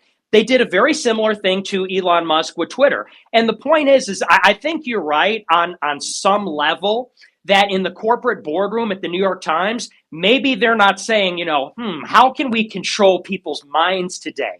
But we also know that the major press companies have relationships with social media. They have relationships with the intelligence agencies, with the government. A lot of the opinion writers and journalists at these companies I think a lot of them are spies. I think some of them are double agents. And we also know that on social media and in the press, there are these guardrails that cannot be crossed. And they cannot be crossed because there are groups that they will militantly enforce them. One of them is the ADL. That's so it's not, but it's not grassroots. It's not coming from the bottom up. It's coming from the top down. Yeah, but it's not the media. It's these groups. Like the ADL isn't the media. You realize that, right? The ADL is not part of the media. The ADL influenced the media here, but they influence the media that makes the point. Media because the media doesn't want to lose those financial benefits. And they realized that if they didn't do what the ADL asked, they're going to lose advertisers. It's going to affect their stock price. It's going to affect their revenues, which in turn affects their stock price. And that's their goal, to monetize the best they can. So Ed, let me ask one question, Ed.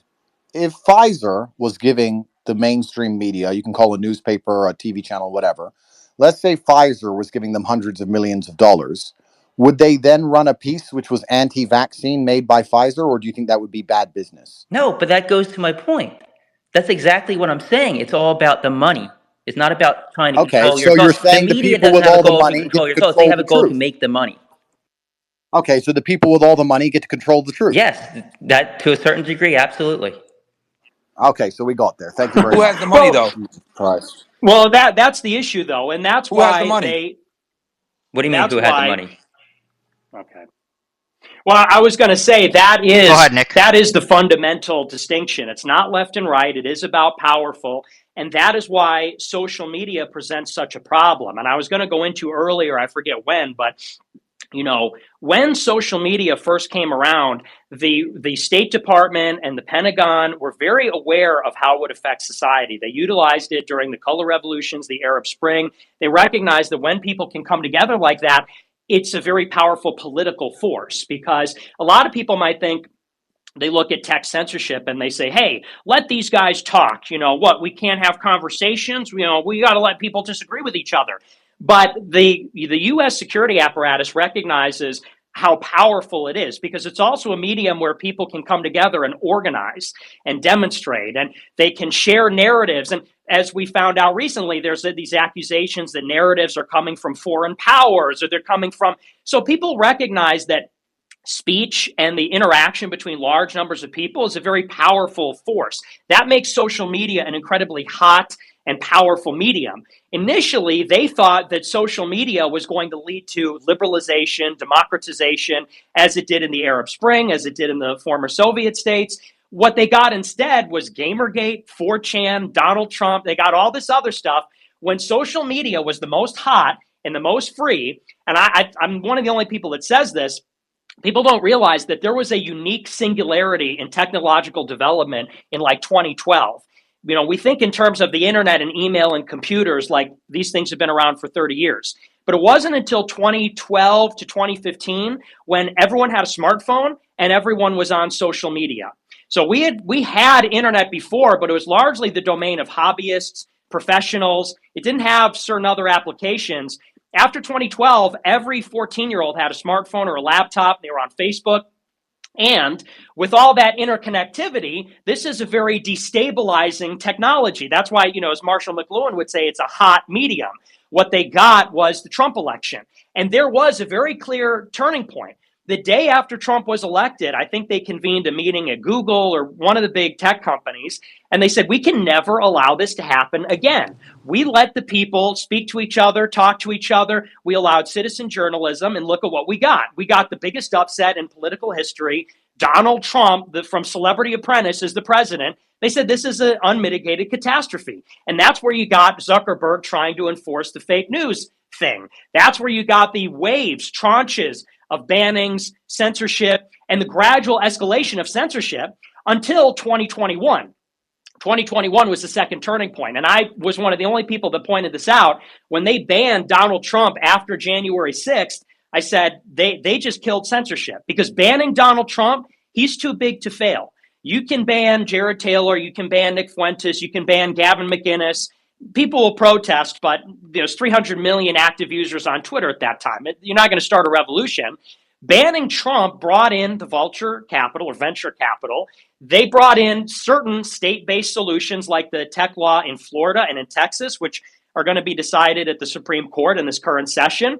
And now it's and I think probably this is what catalyzed Elon to purchase Twitter, because that conversation only started just a year later. So we are now in an extremely precarious transitional time, as Tate said, where there is a beachhead that has been established for free speech. It's on Rumble, it's on Twitter, it was on TikTok, because it seemed that TikTok was not as responsive to pressure from certain advocacy groups as other big tech. I think that's why they're being banned now. And we could get into that because it's kind of a big topic in itself. But I think that TikTok, by the way, allowed for the rise of Tate. Tate could have never risen on YouTube or Instagram. They would have clocked him, banned him immediately, because at that point they had a very tested, they had a very sophisticated community guideline censorship sort of service.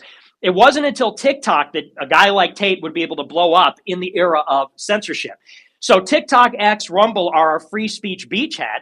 Consequently, when people are able to talk to each other, they become a lot more right wing. And I think that's why you're starting to see, and I'm not the only one to notice this, people are moving to the right culturally. It seems that cancel culture's over. It seems that, a lot of narratives are changing about crime or about immigration or about even the war in Gaza, the genocide in Gaza right now. So this is really a war about social media, and social media is so powerful that it can be more powerful than the money. The money used to control mass media because you had to pay huge advertising money to television and radio to keep that stuff afloat. Now anyone with a smartphone can join up and access social media and blow up and make a viral video and then have influence, and that comes with it political power.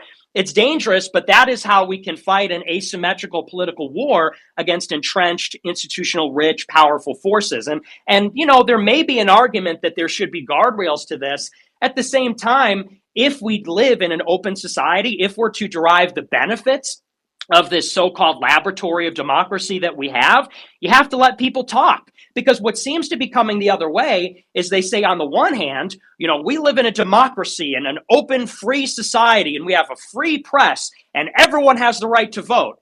And so everyone's entrusted with that responsibility. Everyone can vote, and everyone, we're all created equal, and it's a participatory system. But then when people get on Twitter and they like the wrong people or they have the wrong opinions, then they say, oh, you're not smart enough to parse. You're not smart enough to discern information. We have to ban certain people. We have to ban misinformation because people they're believing the wrong things, having the wrong information. And it's like, okay, so either we live in an open society or we don't. We either live in a society where people are participating and they have rights. And I think what Tate is saying is true. Power rests on two things: legitimacy and force. That's where authority comes from. Most of the population recognizes that the government has the right to rule. Most people recognize the government has sovereignty. So when the cops arrest people, people say that's a legitimate exercise of authority. That's legitimacy. When people don't believe the government has legitimacy, when they don't believe in their legitimate authority, that's when it becomes necessary for government to use force. If people start to say, hey, this election was rigged and Biden's illegitimate and all these institutions are lying and they're in on it, then they start to say, the cops, the military, the government, they don't have legitimate authority. We're going to resist them. That's when they got to send in the military. And so the question is then, when does it become necessary for the people to use force? Well, I think that's a dangerous, I wouldn't say that in a public forum because, if you start to say, hey, we're going to overthrow the government, then they come and kill you or throw you in jail. Would you in a private forum? I just want to finish my point. So to finish my point, the only way for America to correct course right now is for there to be reforms. The people don't like what's going on. For the government to maintain its legitimacy, it cannot clamp down on social media and use brute force and say all of a sudden, oh, well, you've had too much to think. This is actually a technocracy. We're engineering public opinion through algorithms and media. Like that is too much for the population to bear. Either we'll live in tyranny and misery, or there will be a violent confrontation, and that is going to be ruinous for America. So the only good course correction is for the regime to reform itself. The people don't like what's going on. It needs to reform to maintain legitimacy. And the way to do that Nick, let me ask you a question on that.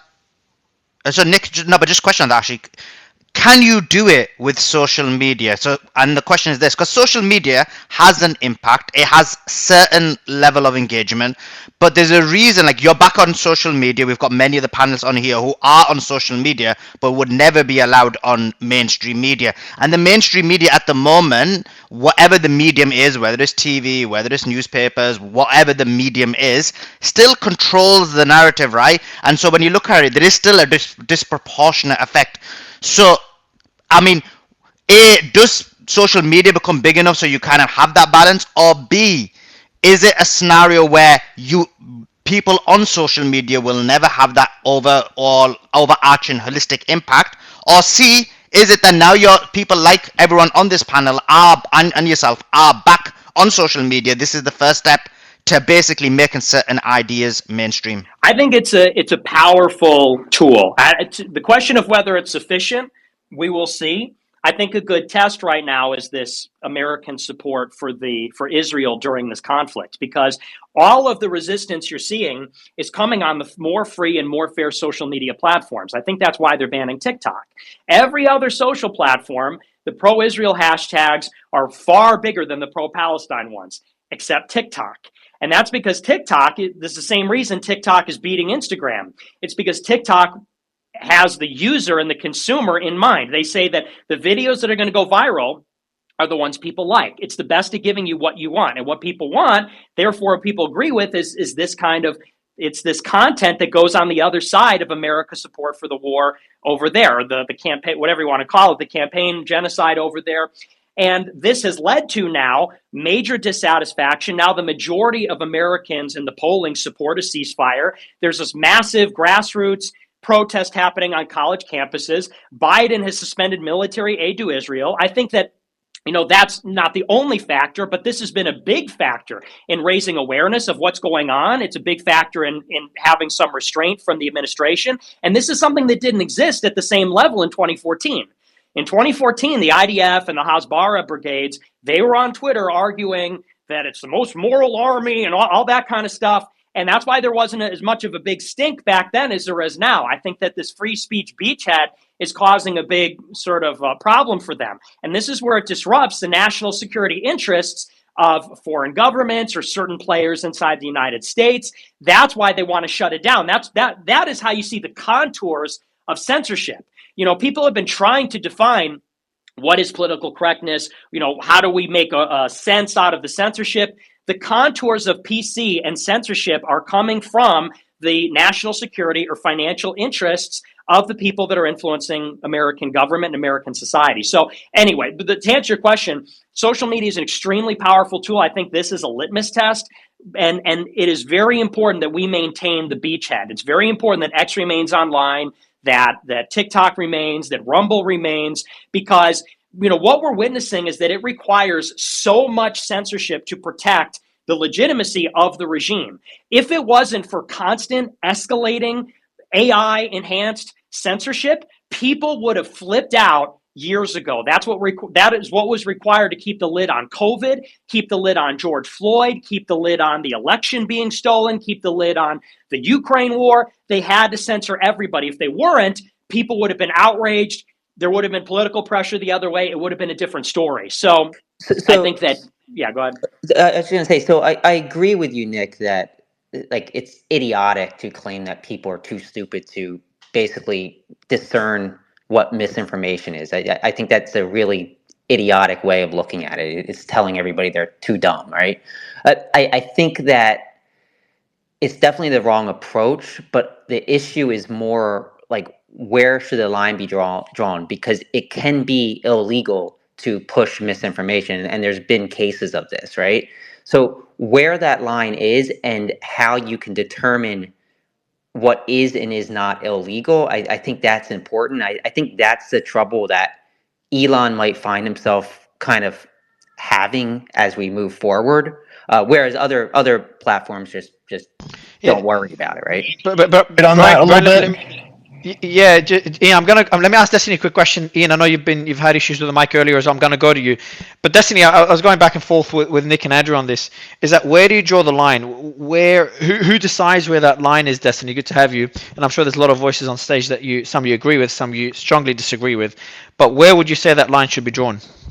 But wait, I'm on Destiny's blacklist. He cannot speak to me because I'm on his blacklist. Are we talking about for like legal purposes? Or are we talking about for platform community guideline purposes? Or what do you mean? Let's keep it more broad. Free speech purposes. Well, I mean, where do you draw? So Elon has drawn. We can't talk. Okay, so Destiny is Nick on your black? Do you have a blacklist? Destiny, have you brought? Yeah, he has to go. Give us an exception here, Destiny. If you can speak to Nick. if we can have the exception, Destiny, we'd be very grateful. But on a serious note, Destiny, where do you draw the line? Because Elon was asked that question. I think he was asked. We were doing a space on Brazil. When he was asked that question, he said a country's law, even though he might disagree with it, that's that's the line he cannot cross because he's running a business. Where do you think that line should be drawn, Destiny? Well, Because we've been having sorry. I just want to add one more. Go ahead, Nick. Nick. Go ahead, Destiny. Well, yeah, I was gonna say. I mean, like to say the line is drawn at the law. I mean, is the most boring answer ever. Obviously, and if you're a business owner, you kind of have to operate there. But that's not the only place you can operate, right? Business owners can also make suggestions to Congress. They can have their appearances. They can talk to whoever they want to talk to. They can push culturally for the norms to change. In terms of like where it should be, I mean, I like the United States freedom of speech. I think that sometimes people speak about it in kind of an ignorant way. Like, for instance, when we talk about TikTok, it's kind of funny that people think it's unfathomable that a foreign adversary literally having connections to so many different American cell phones and having their thumb on social media, which we all know is incredibly like influential and important. The idea that that wouldn't be a thing we'd want to avoid as the United States, I think it's an easy to understand idea without needing to invoke, any kind of weird conspiratorial nonsense. Yeah, Israel. Yeah, cool. But yeah, no, I mean, I like the United States. I don't think we should have hate speech laws. I think you should be allowed to say more or less what you want to say in terms of like legal protections. And then obviously platforms can regulate speech as they want, but I think they should lean a little bit more on the freedom of speech side and just give people the opportunity or the tools to like block or mute people if they don't want to hear them. So my next question, Destiny, is, do you think Nick should be censored? What, from X or from Twitter? Social media. No, I think Nick's pretty harmless. I think if he wants to do his little thing, he can do what he wants. Okay. I just got something real quick I want to say with TikTok because I find it very interesting. Real quick, I just want to say this with TikTok. There was a push to ban TikTok for years on a national security premise because, obviously a foreign adversary has created the app. But I find it very interesting that a bill didn't get passed to get TikTok banned until what? Oh, it was overwhelmingly pro-Palestine, about 70 to 30% versus being pro-Israel. But once it became pro-Palestine and people became extremely critical of Israel, guess what? Oh, we got to pass the bill and get rid of TikTok. Ed, I know you were jumping in. We were talking about Nick's ban. I know you were banned, I think it was 2021 or something, and then Elon actually let you back on, or X let you back on after Elon took over. And then I think it was the same day you were banned again. And is there, do we know what you were actually banned for? Because I know, doing research, I know you had a post where you said, who controls the mind? And it was all these Jewish people in the media. And then you also were in a space where you said, yes, we love Hitler, bitch. Do we know which of those got you banned? Well, when I got unbanned, I was under the impression that the new principle was free speech. So I didn't say anything illegal. And they didn't tell me what I was banned for, but I only posted 3 things. I posted the red media. I said I did my Twitter space, and that's funny. You think, you said you love Hitler. I love everyone. I love you. I love Destiny. I love everybody. But it's very different saying. But it's very 2 seconds. Just guys, 2 seconds. So this is the slippery slope. Hold on. Yeah, I've just okay. Yeah, I am speaking, so I'm not letting it go. But Nick, do you think so? First, a question, and we'll ask Elon that question on why you were banned, if he manages to drop by. But the question is, do you think that particular statement? So obviously you can't compare loving Destiny to loving Hitler for obvious reasons. But do you think that's the statement that got you banned, or do you think it was something else? Nick Fuentes. And I hope you're not being banned, right? I don't know if he's rugging or his account just got banned again. I'm being honest. I think. Hey, can I say something real quick? Go ahead, Destiny. Go ahead, Destiny. I wish that we had better freedom of speech defenders. Listen, it's the United States of America. If you want to say you love Hitler, you want to be anti-Semitic, you should be allowed to say those things. I don't like it when people get banned for being anti-Semitic and then they say they weren't anti-Semitic, but then they also defend freedom of speech, but they won't say those things. It's ironic because all the people that talk about the Jew stuff are the people who are the most scared to own the things that they've actually said. It's the United States of America. If you want to be anti-Semitic or anti-Jew, you have the right to say that publicly. There's no law against saying that publicly. Champion that. Can I jump in now? My thing was glitching. Yeah, go ahead, Nick. I want to answer this. Yeah. So, you're right. We cannot compare loving Hitler to loving Destiny. Destiny is far worse. I knew you were going to say that. I knew you were going to say that. Man, look, let's try to last more than 24 hours today. Come on, that's a good riff. No, you're right. But here's the thing. I think that in those cases, in those edge cases, yes, like we do have to permit people to say things that even everybody disagrees with. We have to permit people to say things that anybody would say, oh, of course you shouldn't be able to say that. That's where it matters. The limits of free speech, that's where it becomes tested. We don't have free speech so that people can say, I like Burger King instead of Wendy's. No, we have free speech so that people can say things that are outrageous and question fundamental assumptions, like about Hitler, like about certain political myths, or how our political system is founded.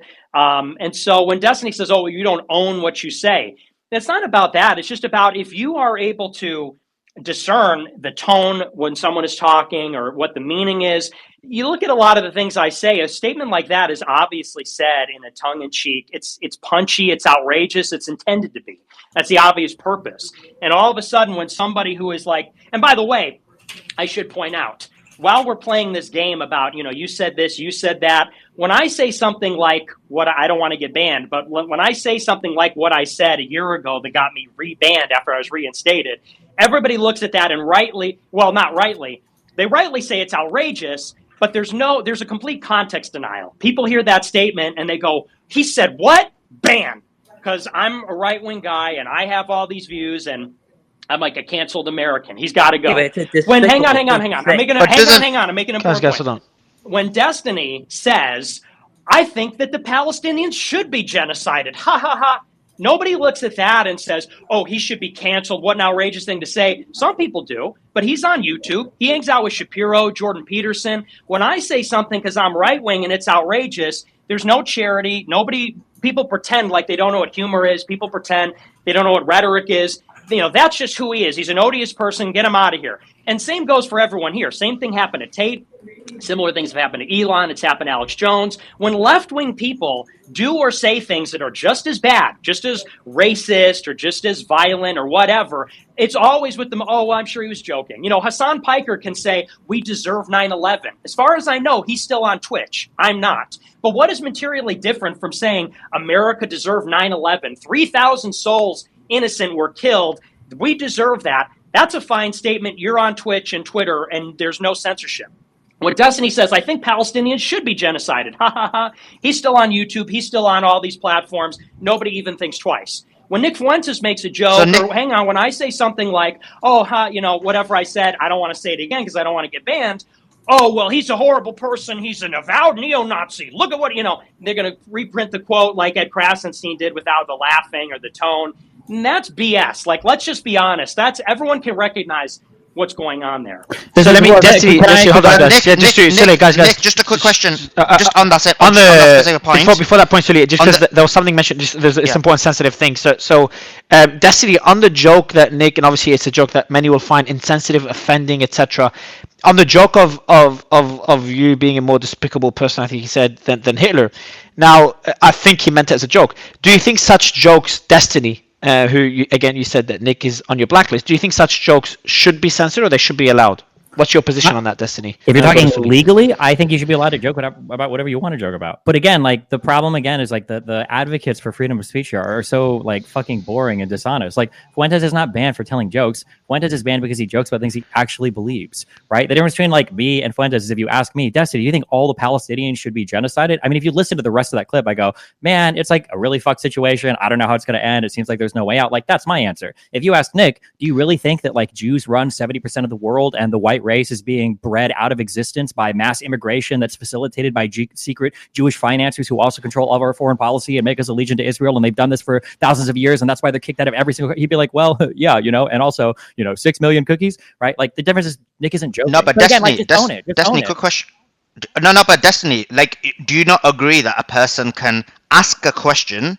So they could believe in a certain ideological position and then ask a question that people would find harmful or find it emotionally hurting. As an example, you said you're anti-Islam or you're Islamophobic, and then you make jokes about it. So you can clearly have a position and yet make jokes about it, right? Well, yeah, no. But if you were to ask me, Destiny, why do you make jokes against Islam? I wouldn't be a pussy and say, oh, bro, I'm just joking. I would say because I don't like Islam. I really don't. I hate the religion. Like I would be honest about it. I'm not going to say to him like, oh, no, yeah, but let me ask Nick, and this is the thing. So why is and this is the real question people are asking, like, why is Destiny able to make those comments and someone like Nick gets banned? So Nick, same question to you. your position in terms of whether you believe that certain people run the world or whatever it is, I mean, have you hid from that position? Like, that's his argument.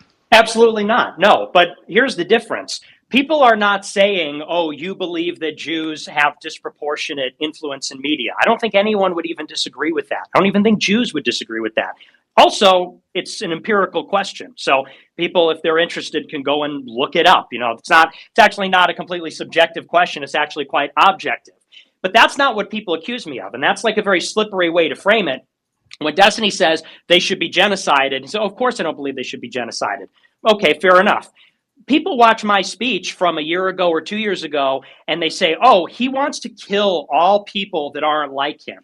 In the same speech, I say, we love everyone. We love even our enemies. We need to pray for them. We need mercy and compassion towards them. We don't need cruelty. I think even in that same speech, not even about Jewish people or Israel, in that same speech, I said, when I look at homosexuals and transsexuals, I don't like all the cruelty visited upon them. We need to pray for them. We need to bring them into the church, blah, blah, blah. So it's like the same speech where people say, oh, Nick said he wants to kill everyone and all of his opponents. I'm literally as Destiny said with his comments about genociding Palestinians, if you look at the full context, it's completely misrepresented. The difference is the ADL and the SPLC aren't clipping Destiny's joke and throwing it on social media every time he makes a post. The difference is when an article is written about Destiny, there isn't a preamble that says Destiny, a live streamer who said Palestinians should be genocided, but they do that for me.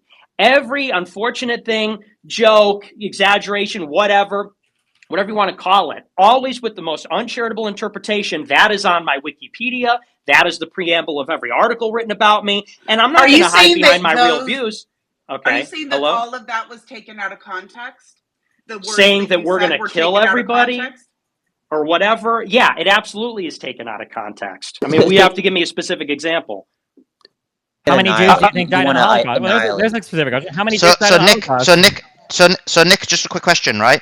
When you've explained the disparity in terms of the rules, like basically Destiny can attack Islam, Muslims, and he's got no problems, and you have been banned. Now the question becomes, when you know that that's the level of Sophia that we live in, that there is this disparity, do you then, like, now you made a joke, didn't you, right? And it was clearly a joke, but now that could be snipped and that could maybe be used to get you banned or whatever it may be. So does that make you become, does that make you become, well, obviously it hasn't, but should it then make you become a lot more careful in even the jokes you make?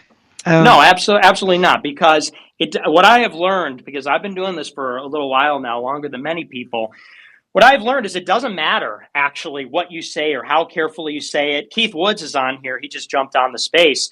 This is a guy who, I mean, me and my followers, it's like an inside joke that his streams are they don't have any rhetoric. They don't have there's no jokes. It's very dry. It's all philosophy. This guy is like the most controlled, disciplined, and by controlled, I mean he has self-control, not like controlled op. I mean he's self-controlled, restrained, disciplined. And even when he got popular last year for the ban, he started the Ban the ADL campaign, hashtag, they dug up like a tweet from 2 years prior where he said something like sarcastically, oh, I guess I'm a raging anti-Semite because blah, blah, blah.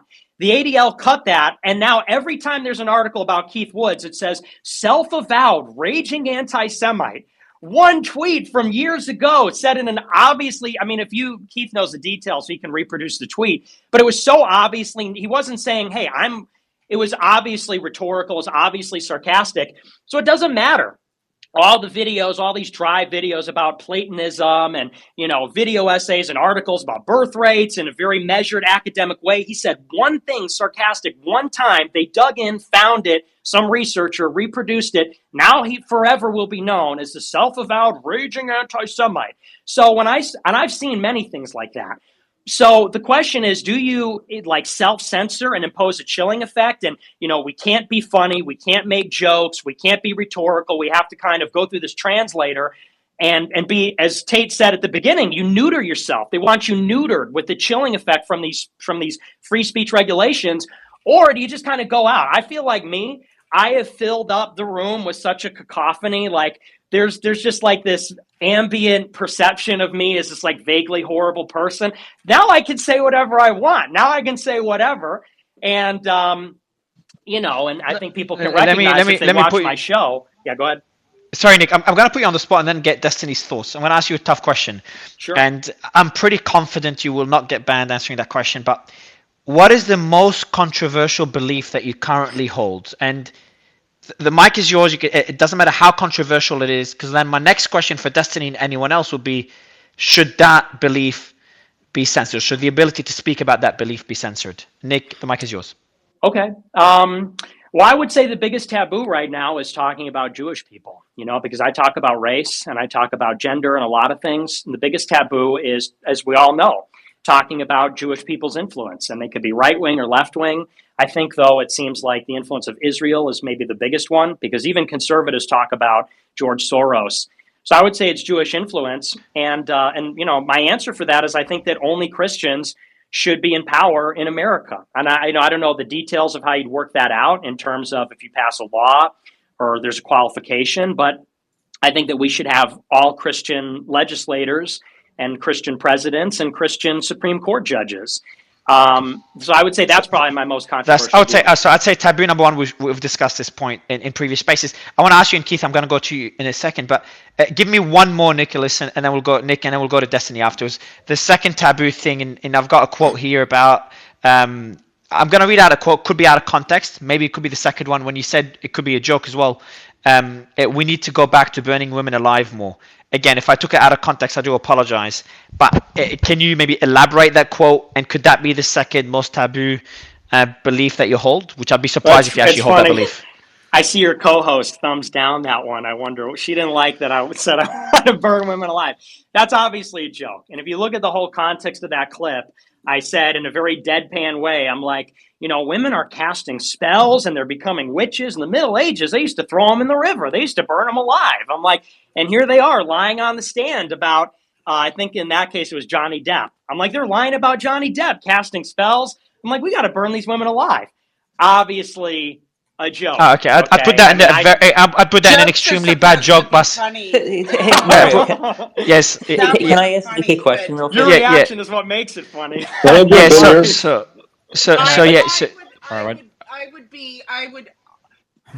would stand as tribute for you to burn me at the stake, but you'd have to be tied to me.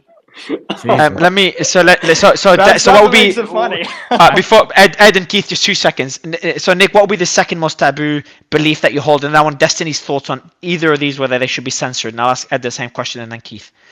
Probably my other one is that race is real. I'm a race realist. I think that there's genetic differences between the races as opposed to everything being environmental. And those are broad categories of talking about Jewish people, talking about biological diversity, human biological diversity. That's what people would say is the dissident right. Those are like the two biggest taboo things they believe. And then so for me, I guess that those would probably be the big two. So Destiny, these are two beliefs and I'm guessing you disagree with. So should Nick have the right to speak about those two topics on any social media platform, not just X? I mean, personally, I think that if you're large enough of a social media platform and you're hosting political conversations, I think almost any kind of mainstreamish, if more than 1% of people believe in it, there should probably be conversation happening about it. So I would say that everything he's brought up, yeah, you should be able to talk about on most mainstream social media platforms, assuming political conversations happen here, right? If you've got a social media website for people talking about their cats and dogs, then I can understand banning the speech there. But for places like Facebook or X, Twitter, I can understand people wanting to have those conversations here, and you should be able to. But again, I would like to repeat the same thing I've said a million times. It is so boring that nobody will actually present what it is they actually believe. I don't know if it's strategy or I don't know if it's cowardice, but what is it do you think that I'm hiding? I mean, you just said two things that are objectively true that everybody believes in. Jews have a disproportionate. Jewish people have a Jewish people have a. What am I hiding? If I'm speaking, I can say it. Well, I can give a reason why people would hide their beliefs on that. I can give a reason why people would hide their beliefs on that. I mean, Destiny. Wait. If you want to hide your beliefs, that's fine. But then say that. Be like, yo, I'm not going to say what I actually believe because I'm not. Yeah, but you're muddying the waters because I can't say it. Yeah. Well, a lot of people don't. Go ahead and say it. I can't. Okay. Go ahead right now. Say a minute ago that the Jewish thing was a myth and that Jewish people don't have a disproportionate amount of power in the media. And now you're saying that it's objectively true thing. It's two things, okay? One, Jews obviously have a disproportionate amount, and far more than the media, probably politically. I'm not surely hearing what I'm financially. hiding. I'm not surely- hearing what yeah, I'm what you're hiding. You is made that don't think- accusation 3 times. I'm Oh not my hearing God. an Can I example. finish a sentence? I know you're Yeah, excited. to be answer the back here. question. I'm Answer the question. You're talking about other I'm stuff. trying Answer the to, but you question. cut me off like every No, 2 you're seconds. not. You're going in another direction. Name one specific example because you said it now like 5 times. Yeah, Oh, you're okay, hiding. I'm gonna have you to won't repeat say this. a I'm trying to get my answer. Say it. Eventually, you'll let me do it. I know you're Okay, let's excited. hear Okay? if say the Okay. example then. Yes. So the idea that Jews disproportionately represent some part of like the power structures is not the controversial nor the strong claim. That is an objectively true claim that everyone can see. The strong claim is the idea that there is a secret cabal of Jewish people that are working to undermine other races across the world that are coordinating and working through all of those structures of power. That's the controversial belief. That's the thing that you believe in and you preach. But then you come onto these platforms and you give the weak take of like, don't you think that like most of the people's in charge are like kind of more Jewish than like they really should be? Or the same thing with like the race and IQ thing. Like everybody who's reasonable to anything should acknowledge that there's going to be genetic differences, probably even genetic differences between groups of people. But that's not your claim. Your claim is black people are dumber due to genetic reasons on whole versus white people. Like that's the strong claim. You make the weak claim that is like everybody believes in it, but then like the strong claim goes unsaid, and that's usually what people are upset about. Which you can argue. Yeah, okay. So let me own up, like man up and own your positions. Don't like say the most milquetoast, like obviously true things ever, and leave all the controversy, behind you. That's weak. Yeah, see, the difference is that when you say these things, you're rephrasing them in the liberal perception way. You say, well, if you believe in race realism, that means you believe black people are dumb. No, if you believe in human biodiversity, you believe that there are genetic differences between people. IQ is a heritable trait, and blacks have a lower average IQ on average than white people. That's also a statistical fact. That's also true in SAT scores. It's also true in IQ tests globally and in America. I've never hid from that. I said that in front of a crowd of black people at Iowa State. I said that in front of Myron. Hang on, and Myron is here. I said that in front of a panel of all black women on Fresh and Fit. That's a fact. Because you're just reframing what I'm saying. I'm not reframing it. You're saying that if someone believes in genetic differences, then that means that you believe black people are dumb. No, and if you say that Jewish people influence society, you believe in a shadowy cabal where they're like evil wizards and blah, blah, blah. Yeah, so it's like, of course I'm not going to say the Yeah. caricature and the reframing that you're giving it because you disagree. You don't like that people find it persuasive. That's why you put me on a blacklist and said, I will never stream a Nick Fuentes. But because then you're not saying anything controversial. When I'm on a big space, then you got to show up to derail and disrupt and say, oh, all the persuasive stuff, well, he's just lying. There's secret evil views that he has that, well, you just aren't hearing right now. So that's why you're going to break your one rule. You come on the podcast, even though you quote unquote. I know you're obsessed with comic book villains. Because as you said, I do like that movie. Because as you said a couple of years ago, you don't like when people like me talk to a large audience. I mean, you're the one that's hiding a political 7 people agenda. DM me to come here. Okay, so I decided to come and hang out. That's weird. Like really, Just like my career was over real quick, a just couple a real quick weeks ago. reframing. Hold on. Just Ed and Keith, I want to ask you both the same question. It's like seeing that back and forth between Nick and Destiny. Is there anything in that back and forth that should have been censored? Is there anything that could have, that could be considered hate speech or could have led to violence and should not be allowed on X or any other platform? Look, I think it should be up to the platform itself. If a platform wants to censor certain types of hate speech or certain types of incitement of violence, I think they should be able to do that. Even despite sorry to interrupt you, Ed, but despite the amount of influence they have now compared to 10, 20 years ago, like if you give them that right now and they all just meet in one room, they can essentially control speech around the world. Yeah, but I think that's their right as a corporation. I don't, Ed, what's the platform's primary objective? The platform's what platform are you referring to? All of them. Why do social media companies exist? What's their primary objective? To make money. To make money. And you're saying that they should be allowed to ban certain speech they don't like if that allows them to make more money, correct? I believe, as in capitalism, I believe that's the way it should be. So if Pfizer came along and decided to give a bunch of money to one of these social media platforms, would they allow anti-COVID vaccine conversations and speech or vaccine injury proof on their platform, or would they censor it to make as much money as possible? I think it's up to them as a corporation to do as they please. Just like Donald Trump with Truth Social has censored liberals from his site. That's fine. But we're talking about people. I think Elon Musk has the absolute right to run it the way he wants to do it. And under his terms, that as long as something doesn't break the law, and I guess that can be, subjective to some, like what's going on in Brazil. I think that's his right, and I think if that's the best way to run it, that his platform will probably succeed. I Cool. think. So vaccine. I understand what you're saying. So vaccine injuries do exist. However, the platform's objective is to make as much money as possible, and Pfizer is funding the platform, so they're going to pretend vaccine injuries do not exist. So they are purporting a false version of reality. They are creating and aiding the matrix and making people believe a version of reality that is not true, primarily for financial profit. And those with the global centralized capital can control narratives and can control the world even at a better level than most political parties. Would you agree Well, with that? Unmute, Ed. I had to mute because Wait, there's echo. Pfizer is not even worth there's that much money. alternatives, Why would right? we assume Pfizer can control speech on? It's an example, Destiny. Yeah, see, Ed, go ahead. so you keep blaming it on the advertiser or the a company that's paying these companies. It's up to the media companies, up to their shareholders, what's in the best interest of those companies. That's how capitalism works in America. That's what I think most conservatives are embrace. They embrace capitalism. Let the companies make up their own mind. If one business idea is not going to work out, if people don't like that, they're going to move to another platform. And we're seeing that with a lot of people who are moving away from Facebook and onto X because they don't like this level of censorship they're getting on other platforms. So they move to Has X. X Just has like the media, you understood? can watch Fox News, you can watch News Nation, you can watch, there's a plethora of different media outlets that you can consume if you don't like what one media outlet's putting out there. It's not the government saying, oh, the media can't talk about the Pfizer vaccine or say that it has side effects. If that would be it, that would be an infringement on the First Amendment. But in capitalistic society, these companies can run the way they want without government interference. So if the government starts interfering and saying you can't run your platform how you want, then that's going to be the government interference, and that's going to be against the First Amendment.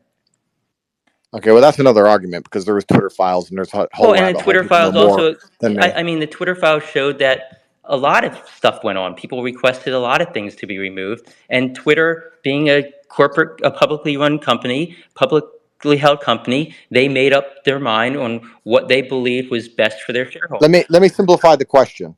Do you believe the people? So what you're effectively saying, we agree on the fact that those with the money can control certain narratives and how they're perceived and discussed. Would you agree with that? Those with money definitely have more control. Yes.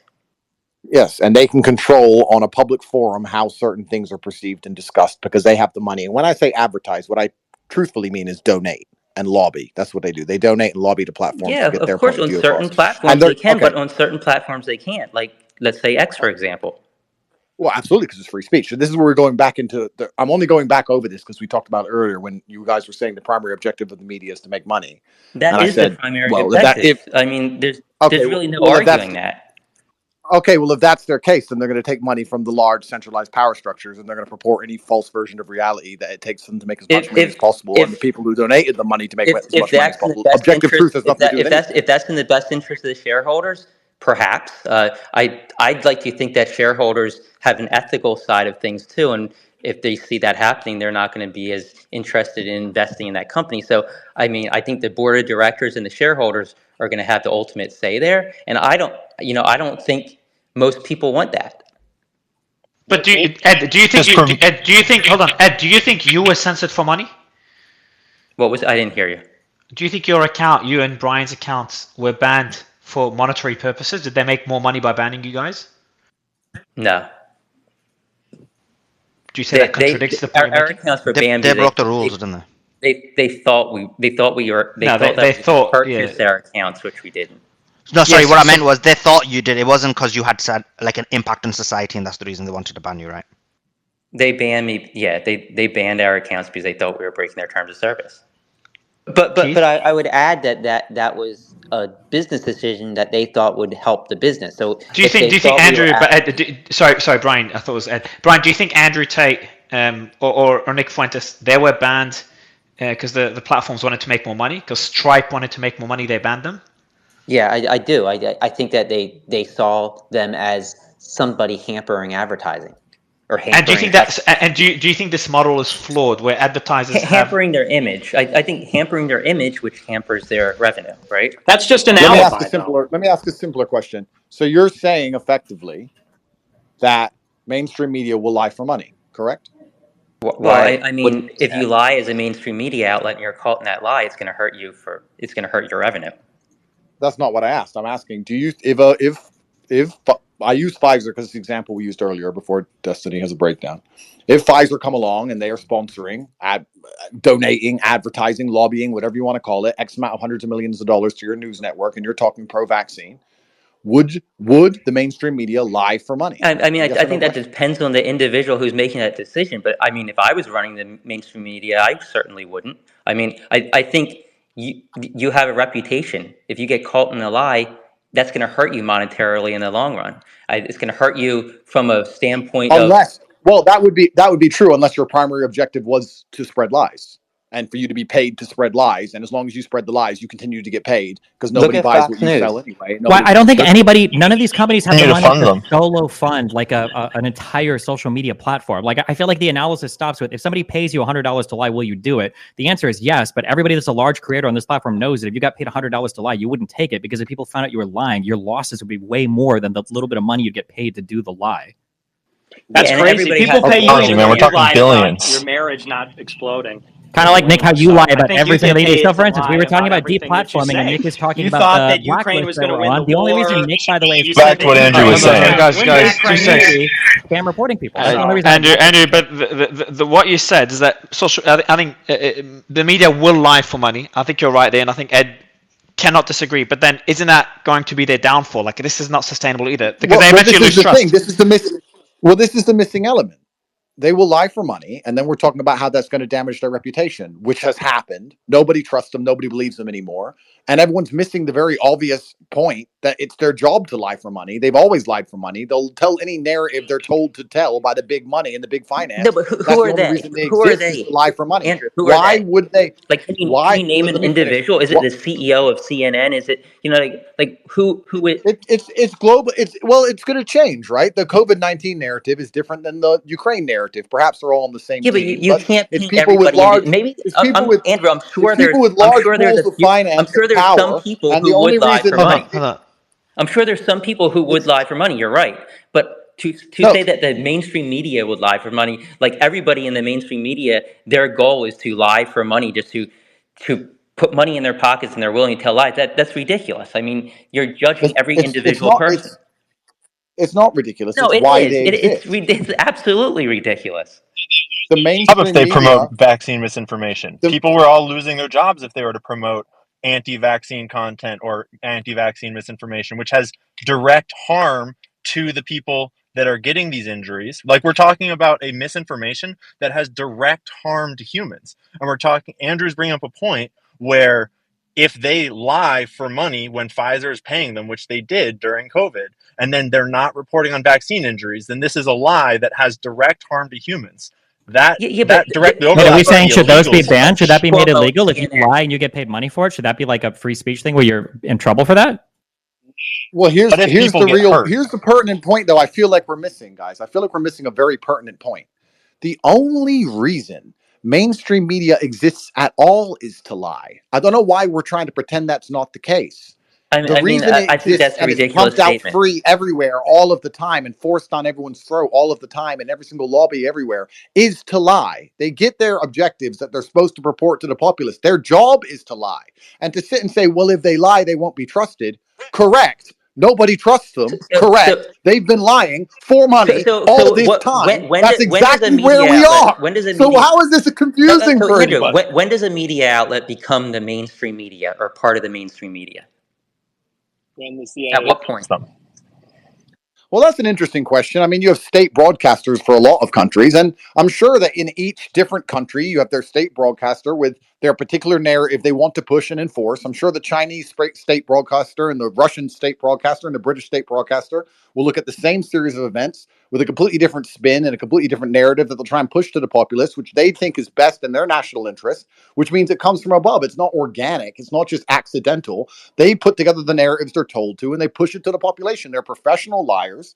Yeah, That is but their job. don't you think that every media outlet wants to reach that point of being considered the mainstream media, because that means they're the biggest media in the country? So at a certain There's point, like you become 5 part of the mainstream. At conglomerates. a certain point, you become part of the mainstream It's media, right? those 5. So at that point, do you just start lying? I mean, it's a ridiculous narrative. Sure, there's What's people who ridiculous lie to in say the that media. there's like That a free happens. market for media. There's 5 major conglomerates that own most of the media. So to pretend this idea of like, well, they're rising and falling and they're in competition. There's like 5 major They rise and conglomerates fall. that It just control takes most of the it's a slow media. And process. there is some, within margin, but nobody would ever say that like some tiny publication that could be founded by an individual is going to blow up and compete with the big 5 conglomerates like News Corp and 21st Century Fox and Disney. So it's just, and they wouldn't let it. And they wouldn't let it, guys. Let's be hyper realistic here. I said earlier about the control of people and influence over people is the only true war. Tanks and bullets are the final last resort to do that. It's much easier to use social media and narrative control and the MSM, etc., to control a populace as opposed to putting them all at gunpoint. The idea that you can just stand up and tell the truth and you're going to have a broadcasting organization inside of the UK bigger than the BBC and you're just going to talk against the government and you're just going to tell the truth and be Mr. Honest and they're going to let you get bigger than the BBC without catching a fucking bullet is asinine. Look at what's happening to people who have Twitter accounts. Not just my story, Nick's story, Alex Jones' story. Is a bunch of people with Twitter accounts who end up in a cell for having a Twitter account, let alone a broadcasting corp. To sit and believe that, oh, who becomes the mainstream and you can just go and make a news channel and maybe you'll get in. It's one big club and you're not in it. And it's Andrew, you controlled, haven't answered my absolutely. question before. So when you say they, the mainstream media, are you talking about, let's say, Chris Cuomo when he was on CNN? Are you talking like is he being fed this information that he's only allowed? Well, I'll be honest. I'll be very honest with you. What I think of mainstream news broadcasters, I think they're idiots who are dragged from obscurity and they sit down in front of a teleprompter, and I think anybody can do their job. And Don Lemon's monumental failure has proved that perfectly, because since he left CNN, nobody's given a shit. I think he has 500 views on any of his videos. He's some random idiot they plucked from obscurity, sat him down, he read the teleprompter. It's not about who reads the teleprompter, sir. It's about who decides what's on the teleprompter in the first place. That's the actual discussion we're having here. It's nothing to do with which jackass could sell his soul and sit down and read the Many of those garbage. shows that individual, whoever has that show, they have their team, and they're not necessarily being fed everything they had to say. They're allowed to have opinions themselves. See, this is my friend, and I call you my friend. I'm glad so you you're don't calling get me upset your by the friend fact that I'm instead about of to call you an now, idiot, but go ahead. because you're an idiot, sir. Tucker Carlson said the exact same thing, that he had basically full editorial privileges. Didn't Tucker get fired for having an opinion that went outside of the narrative of Fox News? No, He Tucker lost got his fired job? because he almost cost Fox News $1 billion for lying on air. It's funny that you defend the fact that he had an original opinion. What you're actually defending is misinformation and lies, which is supposed to be something you guys are against, I thought. Which opinion was this? That's not what I heard. Tell me, please. The Fox News, the Dominion lawsuit. There were texts that were leaked from him where he admitted that he was lying on air about claims that Sidney Powell had made to him, and he was tired of lying to his audience about things about the Dominion voting machines being rigged. Well, I don't know. That's you don't know anything because you don't read media. That's why you're out here saying things like they get marching orders from everybody. You don't know how any of these media companies are structured. You don't know where the teams get their information from. People that work in media are the most like social media hungry people in the universe. You think that all these people in all these networks across all these countries are getting fed the same marching orders and nobody's leaked anything, nobody's complained about anything, nobody's said anything? And why do we think that mainstream media is any more insulated from these problems than alternative media is? You guys will make fun of the marching orders from mainstream media, but I bet every single alternative media guy in here is anti-vax, thinks COVID came from a bioweapons lab, thinks that Russia has a right to invade Ukraine, thinks that all the charges against Donald Trump are made up, thinks that we shouldn't be supporting Israel. Like, you guys have literally copy-pasted the same opinions between every single one of you, and you guys are talking like an army of NPCs about how the mainstream media gives you like fabricated opinions. Like, it doesn't even make sense. Yes, we do all think the truth. That is crazy. You have perspective there, huh? But when you all think the same thing, it's not a conspiracy, but when the mainstream media does, it is a conspiracy. Crazy how that works. Points of view. I just said that different state-sponsored broadcasters would have conflicting. But they don't. Do you watch any media? Have you followed any media? They don't. Of course, if you watch when you're reporting on international media, the stories are more or less the same. Segment and a BBC segment, they often directly conflict. No, very rarely. On the facts, no. Maybe if you're watching a pundit or you're reading op-eds, they will. But if you have any amount of media literacy, a really great example that works against your Israel stuff, by the way, was the reporting of that Al-Alasi hospital bombing, where everybody was saying that Israel bombed that parking lot. Every single mainstream media outlet in the world ran with that story for 2 days. I mean, how did that work if Israel controls the media? Or how does that work if they all give conflicting accounts and reports? It's because they don't. It's because everybody relies on people that are reporting on the ground. It goes through their media teams. They publish what they think is right. Sometimes people fuck up. There doesn't have to be a top-down conspiracy to explain They why. did change the headlines very quickly, Destiny. After more information came out. Yes, sir. That's how it works. When fake news came this out. is so naive. There have been so many lies, specifically about wars. It's insane that you would even bring that up. Before the 2020 election, there was a big story about how Russians were putting a bounty on the head of American soldiers in Iraq. You remember this? And they said Trump is allying with Russia, who's killing our soldiers. Then a year after, and by the way, that's after the election, they came out and said, yeah, that wasn't true. They came out and said, see, well, we source our intelligence on the ground. Some of it has a high degree of confidence and some of it has a low degree. And this one had no degree of confidence. But it took them a year to correct it after it had already served its purpose. Same thing with the Hunter Biden laptop. They totally put the lid on that one because they said, we were told it's Russian disinformation.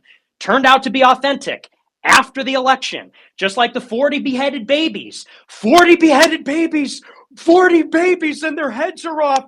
I can't believe it. And then they found out in December, after Israel had already invaded, after they blockaded Gaza, after everything, they said, oh, yeah, that was all fabricated. It's a complete lie. Same thing with Ukraine. I remember when we debated, they said Russia blew up a nuclear reactor because they're trying to do another Chernobyl. Turned out that was bullshit. So those are just like off the top of my head, 5 examples about 3 different conflicts where, they reported it serves its purpose, and then they revise it a year later after they got what they wanted. And you, because you believe their alibi, because you don't understand the distinction between power and powerless, between government and people, you say, no, I think they got more information. They found out that the propaganda that they created for their efficient purpose, they found out that was a lie because, these are just really earnest people like you and I trying to get it right, as opposed to very interested parties in government, finance, wherever you find it. So those are just a few examples off the top of my head. They learned more information, just like in Iraq, right? People they just learned there were no weapons of mass destruction in it's Iraq. possible because it happened on the other side too. How many people were saying, oh, there's no way that Russia's going to invade Ukraine? That's bullshit. The U.S. intelligence must be lying because Nick said that they lie about the intel all the time. Well, guess what? That happened. Oh, well, there are no fighters in Al-Shifa hospital. That can't possibly be the case. Oh, whoops, we found CCTV footage that shows otherwise. Oh, no, hydroxychloroquine is a way better drug than remdesivir. Like, oh, this is going to be the ivermectin is going to save all of us. Oh, looks like none of that was true. Oh, people get things wrong. Some people lie. Like, you have to be intelligent enough to call out fault. That wasn't even a syllogism. That's a false syllogism. No, yes, it is. Even a syllogism, dipshit. Listen, people get things wrong sometimes. You have to be more intelligent. You got to be more sophisticated when you go through media, and you have to understand sometimes people fuck up and they get shit wrong. Sometimes people do lie. But why the fuck would you trust people who in alternative media who are like teams of like 1 to 4 highly ideologically driven people versus entire media conglomerates that are being fact-checked or have dozens or sometimes hundreds of workers in some of these offices? Like the ability for you to lie about is going to be way higher. How much do you know about the CIA's history of influencing media? Because amazing question. I don't know. How much do you know about? I often don't hear people like you and Ed and Brian digging into the history of the national intelligence state directly influencing media, like because through history. I don't mean history, necessarily because today. history is different. Like if you want to talk about U.S. foreign policy between like the 40s and before the the fall of the Soviet Union, that's going to be a different type of foreign policy, a different approach than our foreign policy over the past like 34 years. Also, the ability to sneak or hide different things is going to be different when everybody is carrying around a video camera and a recorder. Like the ability to do things covertly is a lot easier back in the day when people were typewriting to each other or. Like the Hunter Biden I have to go. So I want to ask. Yeah, do your thing, Andrew. Sorry, brother. I have to go. So I just want to ask a really quick question. Destiny, I want to understand your worldview because you and I have a different worldview, it seems, especially on girlfriends, etc. But we won't go down that path. Do you think it would be prudent and professional for a country to allow its state broadcaster, which speaks to its populace, to report whatever it wanted and whatever it discovered, without any kind of moderation or input, even if it was directly adverse to the goals and aims of the national security of said country or the military-industrial complex of that country? Do you think they would allow the state broadcaster to just report whatever it wanted fairly without anyone telling them what to say or any narratives to hold, even if it's directly counter to the interests of very powerful entities within that nation? Do you believe that we operate in a world that Yes, fair? because Do you think that would be prudent and because professional? confidence is a valuable thing. And if your country doesn't trust you, doesn't trust the media, if it doesn't trust the leaders, and if you've got ways to hold them accountable, like via voting, then yeah, if you fuck around with your population and people find out, you're going to be held accountable for it. Arguably, that's why Trump won his election. You know, you can say that like, oh well, the media lies to everybody and everybody lies to everybody. That might be true. Fine. Then why the fuck should we believe anything any of you guys say? Right? At that point, you're in an epistemic, nihilistic black hole of nothingness where you can't believe anybody.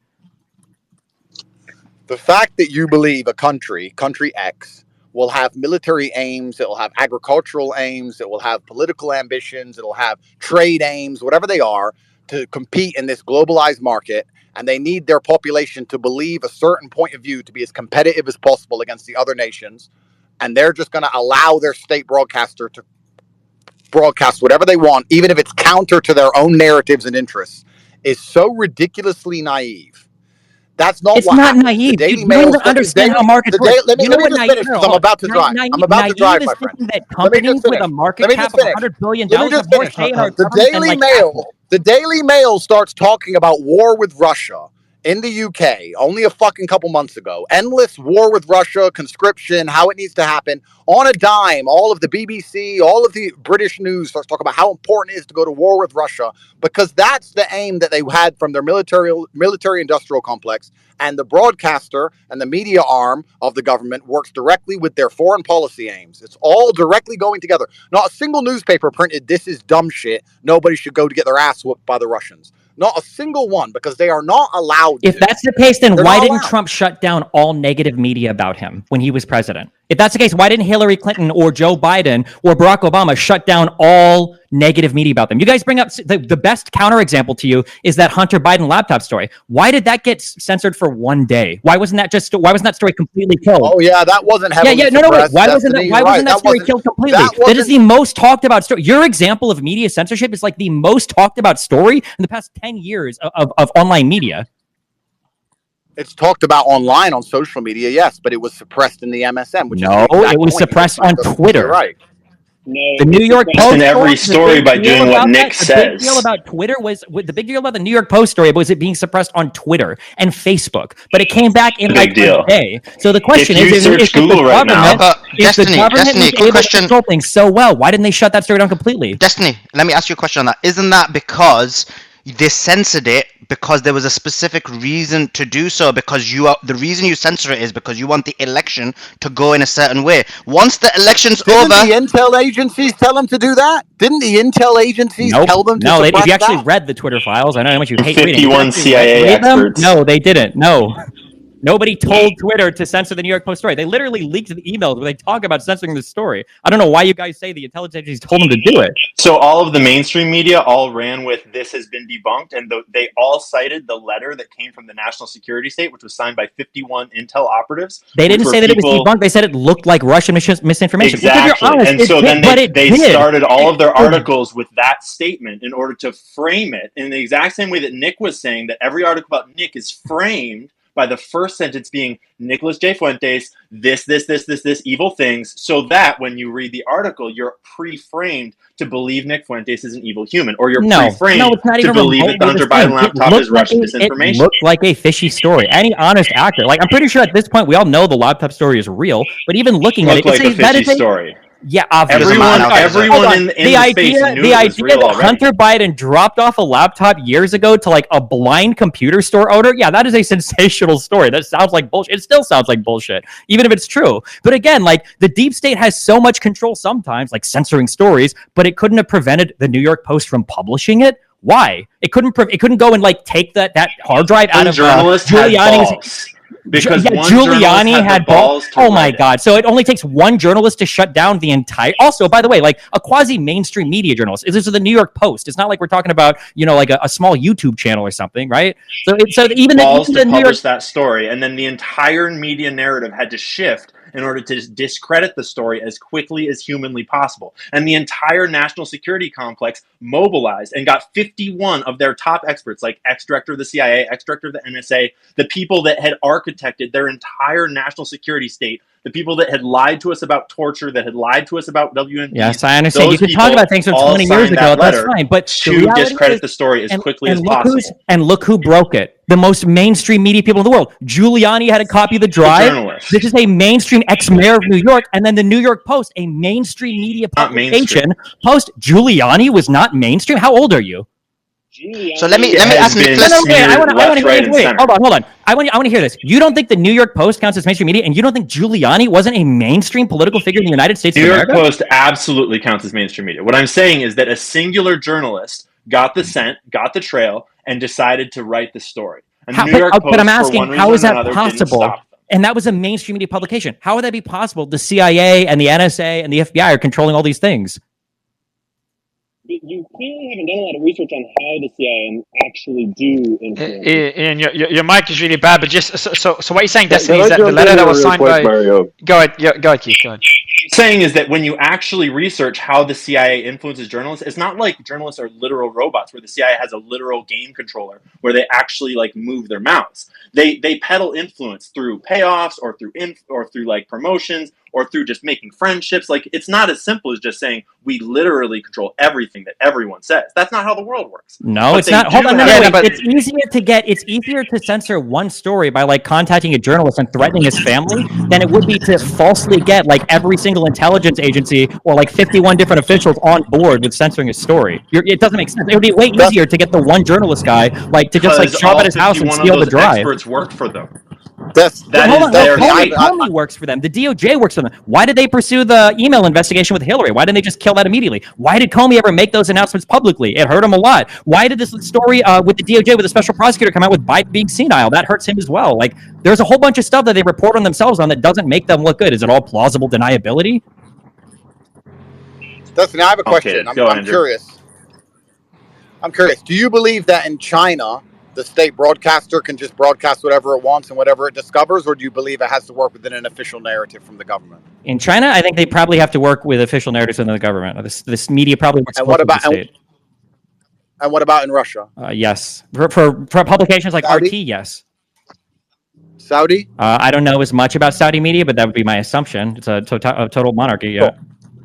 But in the West, not at all, 0%, Well, right? it depends on the country you're talking about. Like the BBC gets state funding. I don't think they get state direction. PBS gets state funding. I don't think they get state direction. I think in general in the West, I don't think the media tends to operate at the behest of the state.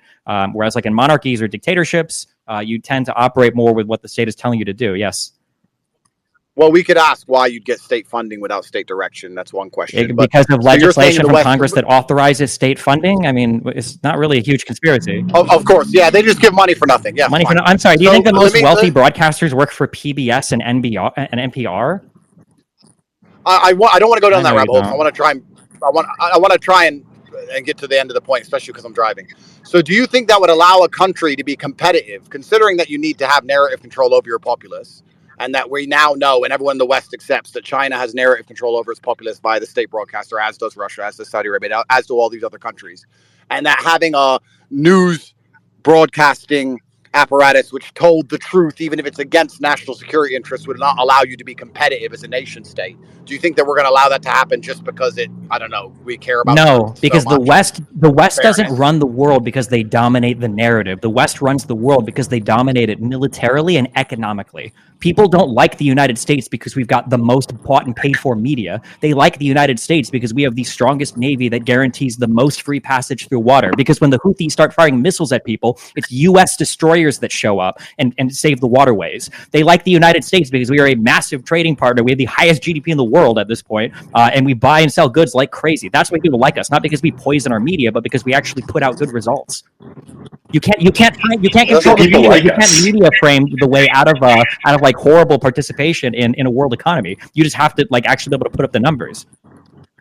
No, I don't think you understood the point I'm asking, because America as a country is in competition with other nation states. No, but we don't compete on who can control the narrative. That's shit you do on Twitter and YouTube. We compete on who has the highest number of exports. We compete on who can facilitate like the largest like multilateral trade deals. We compete on who can guarantee safe passage through waterways. When people start blowing each other up, whose military is going to show up to make sure that your ships are safe? Those are the things that we compete on. Cool. Understand. So you think that America has no vested interest in controlling the narratives that its own population believes in, although the CIA spends basically unlimited money ensuring that vested interests are installed in every other If nation you think state that, around the world, but they don't care about their yeah, own at all. They don't care about what Americans think at all. They just care about all the other if you countries think the think. Yeah, right? CIA That's how spends you view the world. unlimited money, it's because you don't know what unlimited money looks like, and you have no idea what the scale is between like CIA spending and spending of companies like Facebook or Apple or Microsoft or Amazon. Like, if you guys at least were to come on and say things like, I think that all of our foreign policy is being ran by the people that control like Apple and Facebook, that would at least make sense. But by companies that are worth, like tens of billions or like $100 billion, no, absolutely not. And also, no, the reputational hit you would take in a democracy when you elect your leaders and people catch you lying about stuff or fabricating stories or controlling the media. Yeah. No, I don't think you would. We've never called them lying. Okay. Oh, we never called them lying. Is this supposed to be a Severe devil's illness. like radar? Obama. Nobody ever said. Nobody ever said they never. Nobody ever said. all of this money Yeah. to influence other populations, but they have no interest at all in influencing the minds of their own populace. No, they just care about trying to influence everybody else's with their democracy and all the garbage they're doing when they're pushing it. And you're saying they don't control the narrative, which is also another rabbit hole. Technically, your story isn't even contradictory. Even if I let you have that, because technically Americans don't really give a fuck what happens in other countries as much as their own. So you could get away with influencing other countries more than your own. Yeah, of course. But the reality is that like if you get caught doing these lies, you pay huge fucking repercussions for it. Like a lot of the country's politics. What have they paid for COVID? What have they paid for COVID?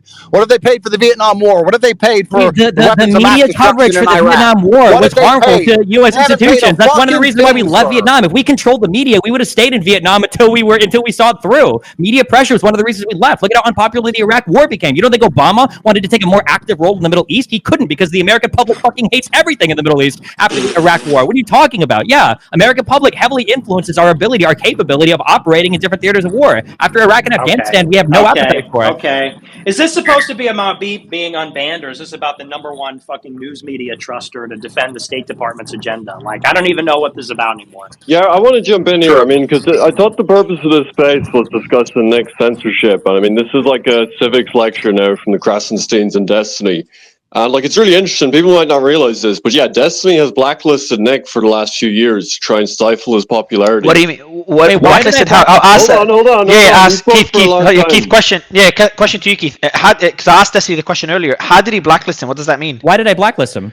Yeah, so Destiny refused to stream with Nick. He didn't want to help grow his popularity. Nick comes back in a day. He surpasses him on Twitter followers. And Destiny goes back to his old tactic of showing up on a Nick stream and reading Wikipedia articles, trying to make him sound bad to his guests.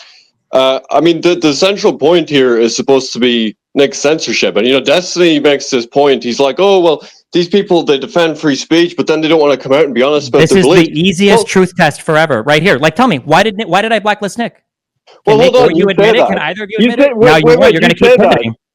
Is he just going to keep interrupting me? I mean, he's been speaking for the last hour and a half, dominating this space. Make him answer the question. Go ahead, Keith. Yeah, answer the question and then continue, Keith, with the point you're making. So Destiny says, they get censored, they send them for free speech, and they're scared to come out with their beliefs. Well, he's ignoring the fact that Destiny got his followers to mass report Nick in 2019-20 to get him banned off Twitch, because Destiny is aware of this double standard that exists for people on the right versus people on the left. I'll go back, Destiny. I'll go back to you to respond right after. Yeah, go ahead, Keith. Yeah, Destiny got his followers in the past to mass report Nick, to get him banned, to take away the competition, because he knows this double standard exists. And, Destiny will come on these streams and he'll say, of course, I believe in free speech. And in the past, he said, well, look, you're going to get censored if you say shit people find offensive. That's just kind of how society works.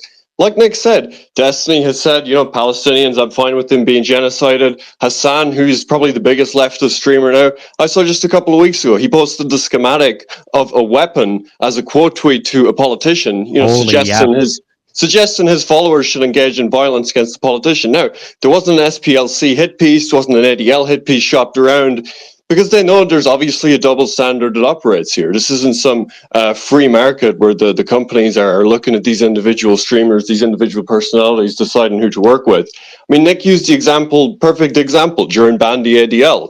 All of these mainstream media outlets rushed to get this out that, of the 10,000 tweets I've made, that they found one that was a joke about being an anti-Semite and self-avowed anti-Semite. I can give her another example. Recently, I was censored off a couple of payment processors after a Media Matters hit piece.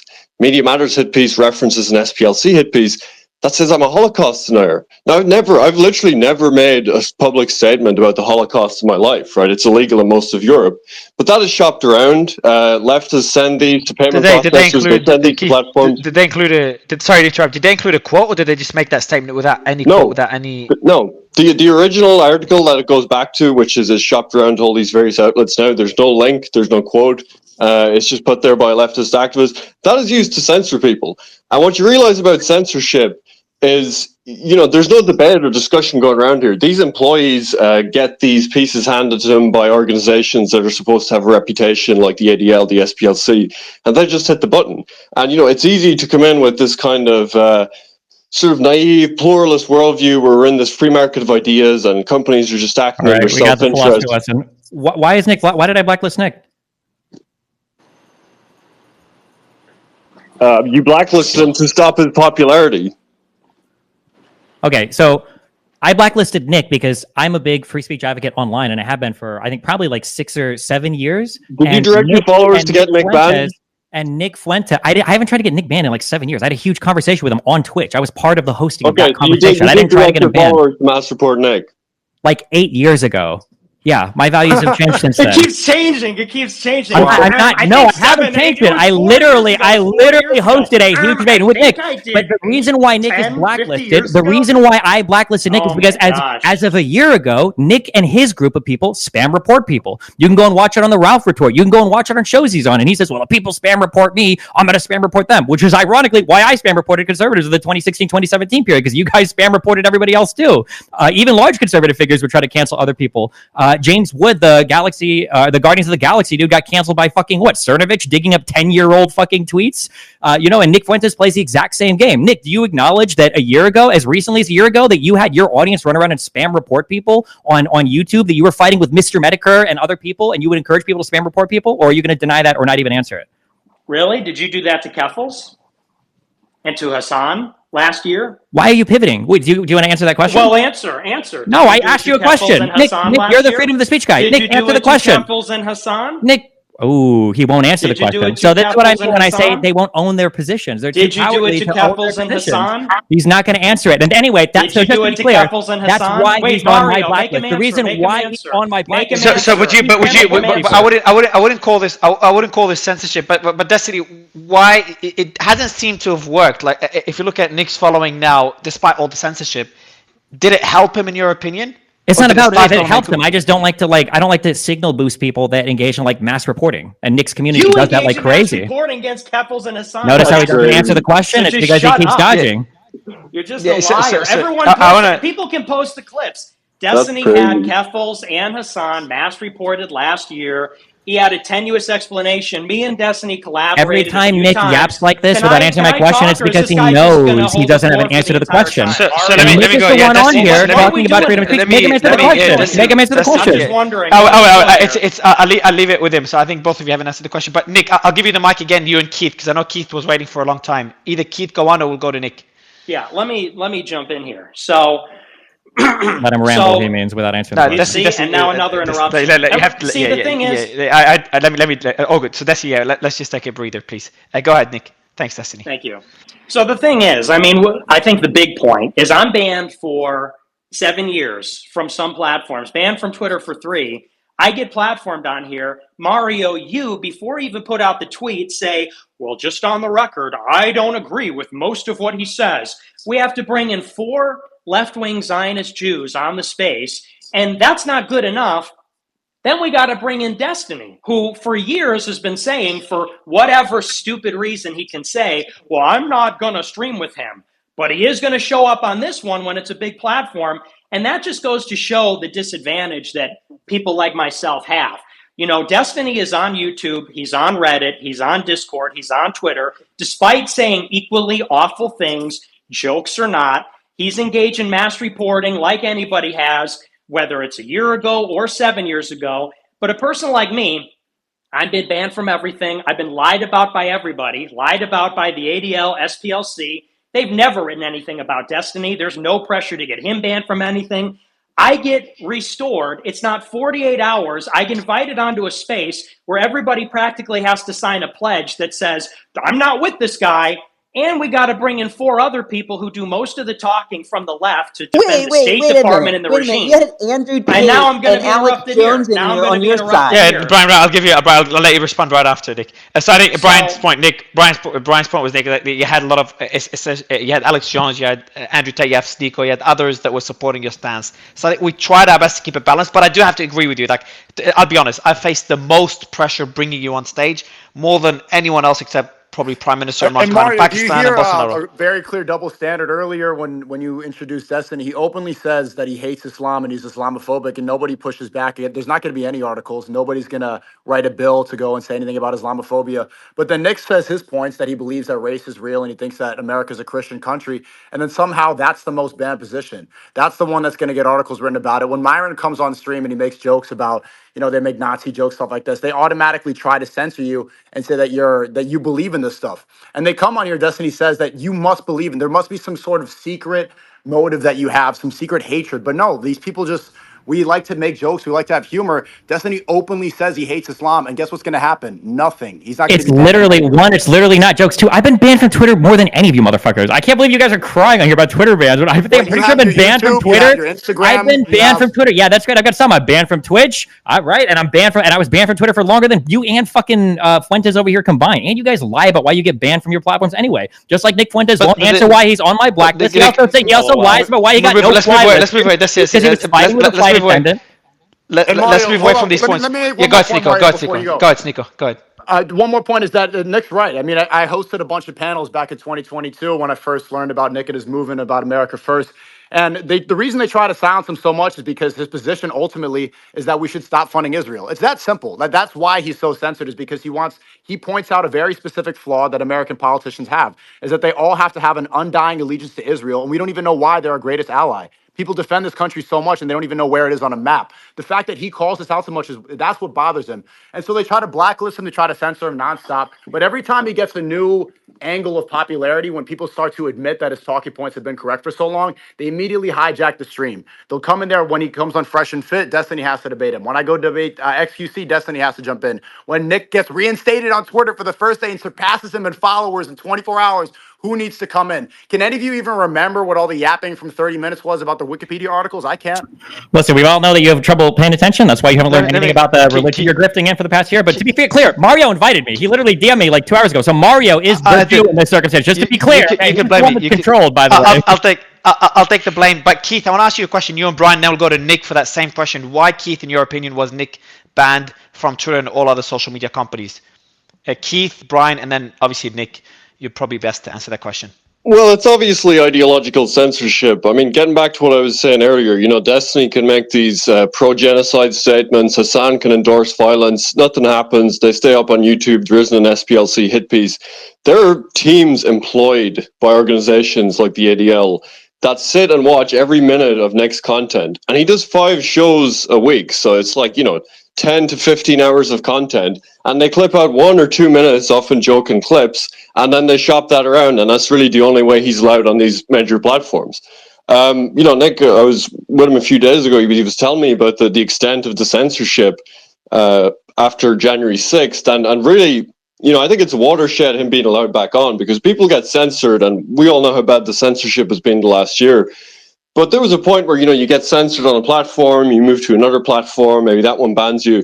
But in Nick's case, I think he's one of the few people where it was an individual censor. It was an unpersoning across platforms, where even people that were posting his clips would get censored. If you search for him on YouTube, it was only very curated results from organizations like the SPLC. And it's easy to come on and take this kind of, like I said, this sort of naive pluralist attitude that it's just a free market and these companies just don't like these individual beliefs. But at the end of the day, the companies aren't monitoring these individual streamers, these individual personalities. These boycotts are targeted and led by organizations like the ADL that forced Facebook to ban Holocaust denial, forced Facebook to ban white nationalism, launched a huge advertiser boycott on Twitter.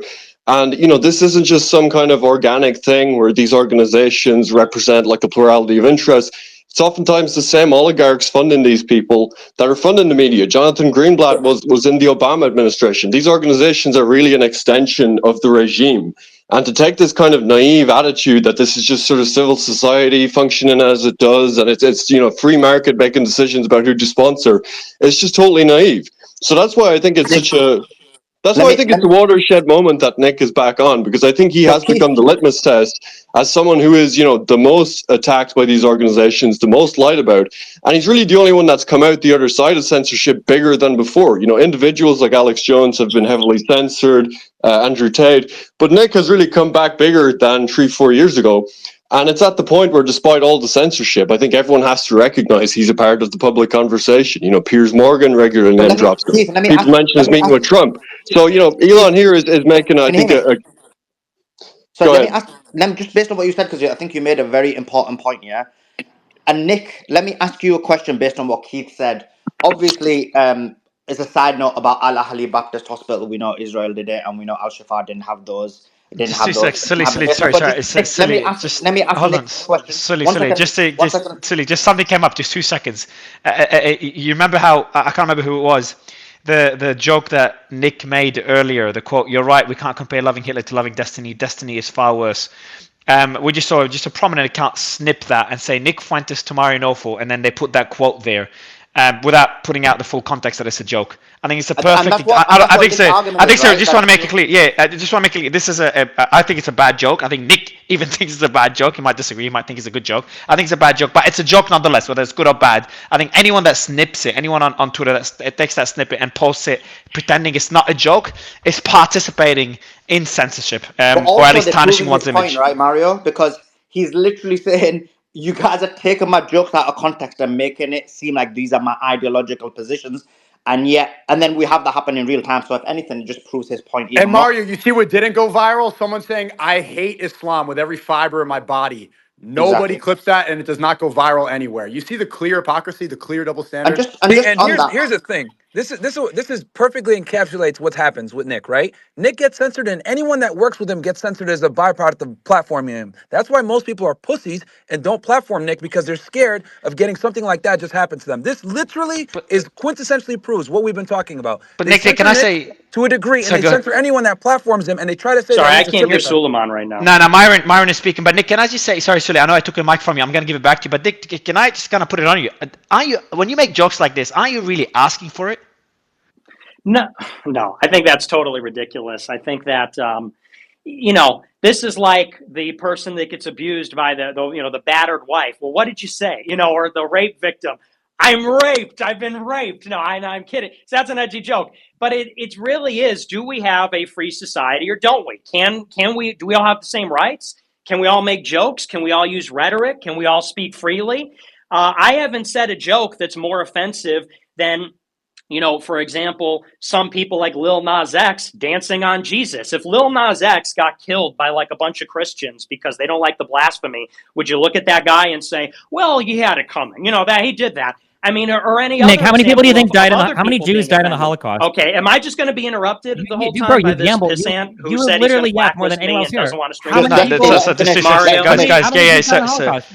seconds. This is totally ridiculous. So, Nick, I'll let you finish your point. Sulem, I'll give you the mic because I know I took it from you. Destiny, I appreciate coming on stage and creating this debate, but we'll just take a bit of a break. Nick, I'll let you finish your point. We'll go to Sully, and Destiny will go back to you in a bit. So no, I think that's totally ridiculous. And I think that, and the other thing is, it's dishonest. And that's to Keith's point and Sneako's point, is everybody can watch my stream and discern when I'm joking and when I'm not. Even you did. You who disagree with me on most things can acknowledge that my joke about Destiny being worse than Hitler is clearly a joke. Not for people that clip it and then want to use that to deplatform me. That's precisely what happened the first time. I go on a space, I say something, they clip it, they use it. And as Sneako said, people like Destiny or Hassan can go on other streams and they can say outrageous things. There's no clips. There's no SPLC researcher. There's no censorship. So it's really a question of, if you're right wing, are you so handicapped that, it's just like Harrison Bergeron. You can't say anything. You're constantly interrupted, constantly the language is policed and so on. So no, I have an edgy sense of humor. More to it, a lot of people say I'm funnier than comedians. I don't know if I agree with that, but the point is we live in this climate where that is a substantial thing that's been removed from society. People can't be funny because they can't take risks. People that have more clout or people that are more mainstream than me, people like Shane Gillis as a good example. One of the funniest people around, recognized at this point, gets removed from the conversation because he's got the wrong politics or made the wrong type of a joke. So this, aren't you asking for it, is like an insane totalitarian mindset, in my opinion. And it'd be one thing if I was one of these guys like the Blood Tribe that you see at these protests where they got a vein bulging out of their head and they're screaming, obscenities and racial slurs and that, that might be one thing. I don't know, in terms of free speech, but I could understand why that people might be put off by that. But obvious jokes about things where everybody's laughing, or even if I'm just laughing, I think we can recognize that's part of the conversation. The bigger picture is who is behind the censorship. It's not that I didn't get kicked off Twitter because there was a grassroots, organic mass support because they didn't like my jokes or they didn't find it humorous. I got banned from Twitter because there are groups, as Keith said, that since the time I was 18 years old have effectively been spying on me, watching everything, paid for it with the stated intention. I mean, that's their goal of getting me censored because of the political things that I say. And that that's the case. As Keith said, that you can't believe the alibi or the cover story because of the inconsistency. They don't do this to left-wing people. They don't enforce it against left-wing people because it's a matter of ideological censorship. If it was about the thing in itself, Hassan would be banned for posting a bomb schematic, obviously. And there are numerous other examples. Even regular conservatives can point this out. So, nobody denies everything. It's double political. standard. Nick, just a quick question. Nick, just a quick question, right? Can you hear me? Mm-hmm. Yes. Yeah. Okay. So you've explained from a social media perspective, right? And even people have mentioned about this, your joke being taken out of context and clipped. What about from the mainstream media perspective and organizations such as ADL? If those organizations are up in arms about what they believe is hate speech, why is it, for example, they've come after you, they've made hit pieces against you, the ADL have come after you, but like, for example, not to mention Destiny again, but his extreme Islamophobia has been left unanswered. So is it, and does that then not, that's the first part. And the second part of the question, does that then not add more merit to your argument that there are certain people who are having control of the media, having control of the narrative? 100%. And I'll even match you another example. Ben Shapiro, who's, I think, far more famous than almost anyone here, except for probably Andrew Tate. Ben Shapiro, 20 years ago, was writing that Israel should ethnically cleanse Palestine.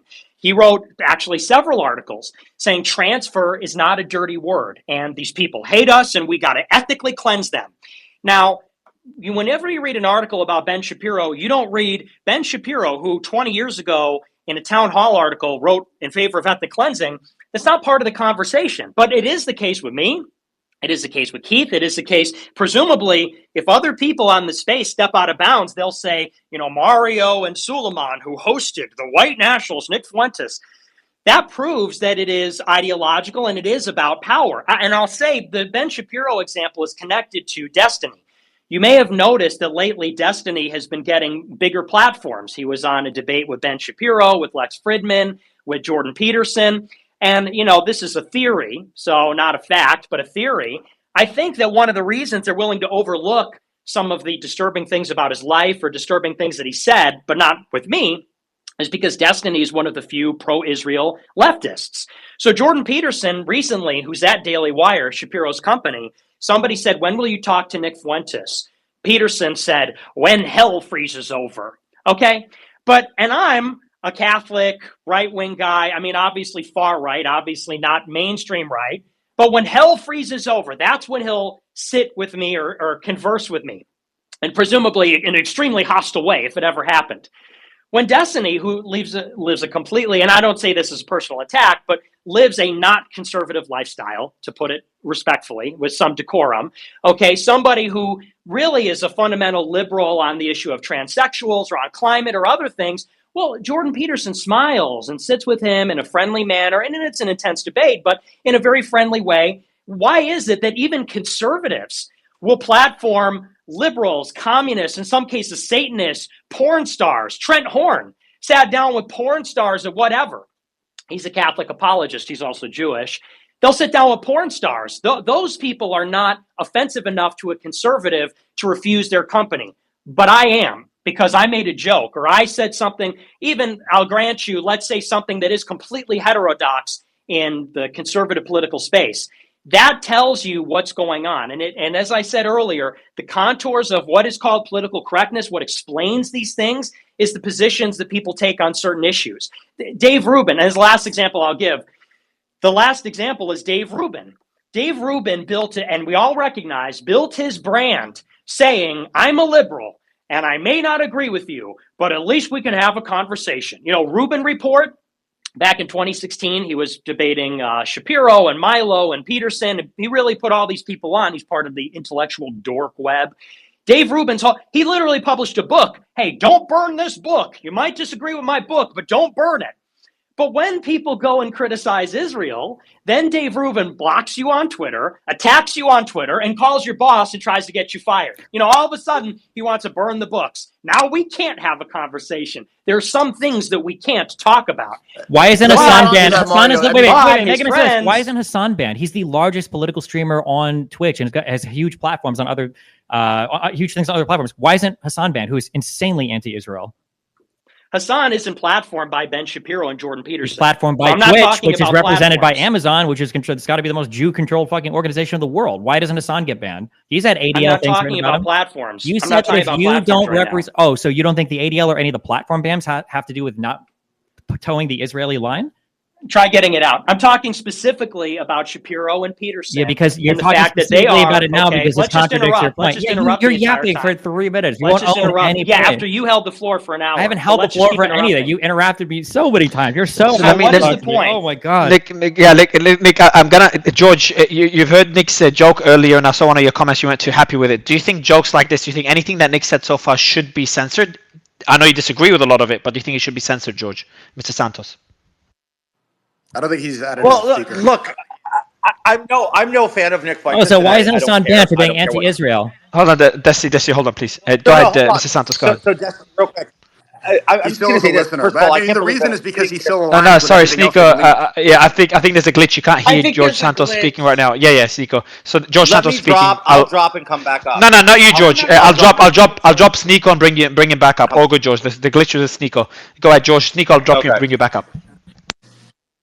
So very simple. To answer your question is, I don't agree with anything Nick Fuentes says. I used to think he was, harmless, and now he's out there, whatever. But I don't think he should be banned. But I don't think we should give him oxygen because he says a lot of hateful things. Is someone talking? I can't hear. Yeah, it's me. Let me. Okay, George, I think you're the issue, but it's actually, I'll drop you and bring you back up. But it's actually, Brian, I'm going to give you the mic. You'll probably make a similar point to George, hopefully, and I'll bring George back up.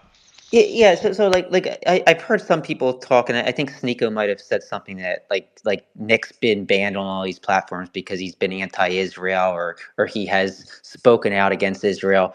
But I feel that there's a lot of minimizing of what Nick has said in the past, and he claims that it's a joke. You say you joke around a lot, but were you joking when you said that you loved Hitler, or when you said that Jews have no place in Western civilization, or when you called for the Aryan race to go to victory? Were they all jokes? Total Aryan victory, yeah, that's a joke. And loving Hitler, I do love Hitler in a Christian way. I love everybody. Let's go. I love you. You don't see why that I might love be a Destiny. problem. You don't see why that might be a problem, and that might be a little bit different. Well, but tell me why. But tell me why. Why is that a problproblematic statement? To love? Would you love? Am I obligated to hate? So would you say, so Nick? Would you hate? Is there anyone on this planet that you would hate? Just first question. I know it's very broad. No, nobody at all. As Christians, we have to love. Well, and this is the purpose of saying. And this is the thing I think that's getting lost. The purpose of saying something outrageous like that. People say, "Why would you say something like that?"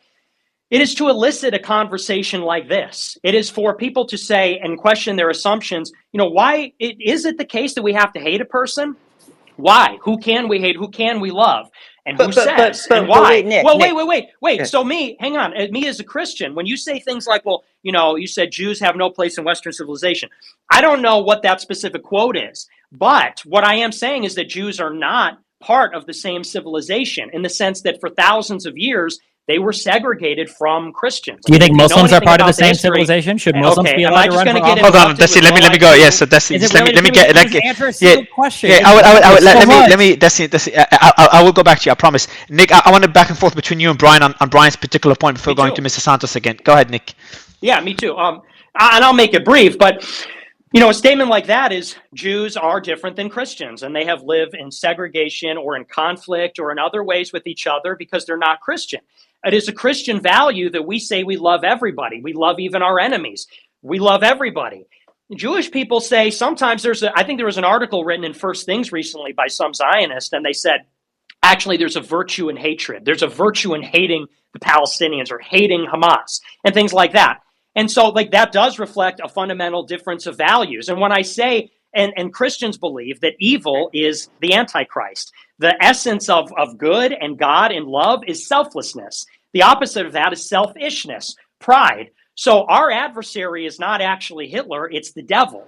It's the Antichrist. And the model of good is God. It seems like there's this parallel, separate moral system that's been created where in some people's minds, Hitler is the devil, and I guess Israel is the angel or something. Like that seems to be the people that are the most evil are the ones that are the most like Hitler, and the goodest people, the best people, the most good, well, they're the ones that are the least racist, the least this. I think that's like an obfuscation. I think that obfuscates the fundamental moral equation for Christians. So when I say, and when me and Ye just to said ask you a that, question on that. I do want to go to just let me get Brian to push back. So let me just if you let me just go quickly ahead, ask a go ahead, question. go ahead. Right, it's going to be a one-word answer. Based on what you said, because you're basically applying Christian ethics. But let's say hypothetically, someone was to kill your family member. Would you apply the same standard that you would dislike the person but still love them? Absolutely.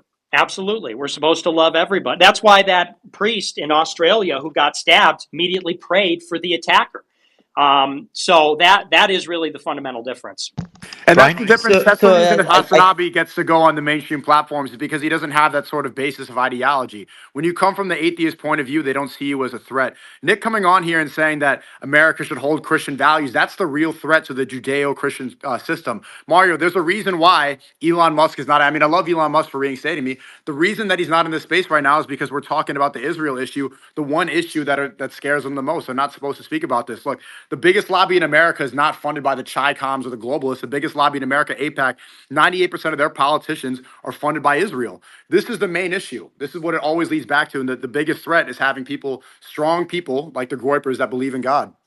And also, I want to add this as well. Not only do they siphon off Nick's influence, but anyone W. that works Groyper. Are with we him. going to get George Santos in Yeah, here? and That'll yeah, be no, Yeah. So let me get Brian. Quick point. I just want to Quick, make this please, quick Mario. I point. want to go to Brian, then Mr. Santos. I'm gonna be very quick here. The thing I want to mention is that not only do they stifle Nick's influence, but they go ahead and try to stifle anyone that platforms him that isn't Is he talking? He's diametrically muted for me. opposed. No, Myron is speaking. Yeah, Myron, you've got the glitch. I'll bring you down and back up, and no one can All right, hear go you on stage. You go ahead, Brian, and then we'll go to Mr. Santos. I just feel that you're trying to whitewash, no pun intended, like some of the things you've said in the past. So I'll ask you flat out. I'm Jewish. I've had family members fight in World War II, in Vietnam. Do I belong in Western civilization?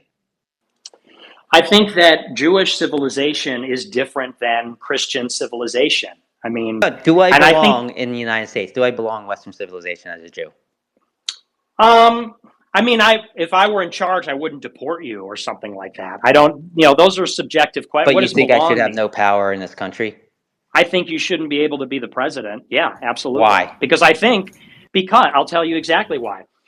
One, you're not a Christian. And I think that any Christian cannot just throw it up and say, we're Neither going were to the let the founding president. fathers.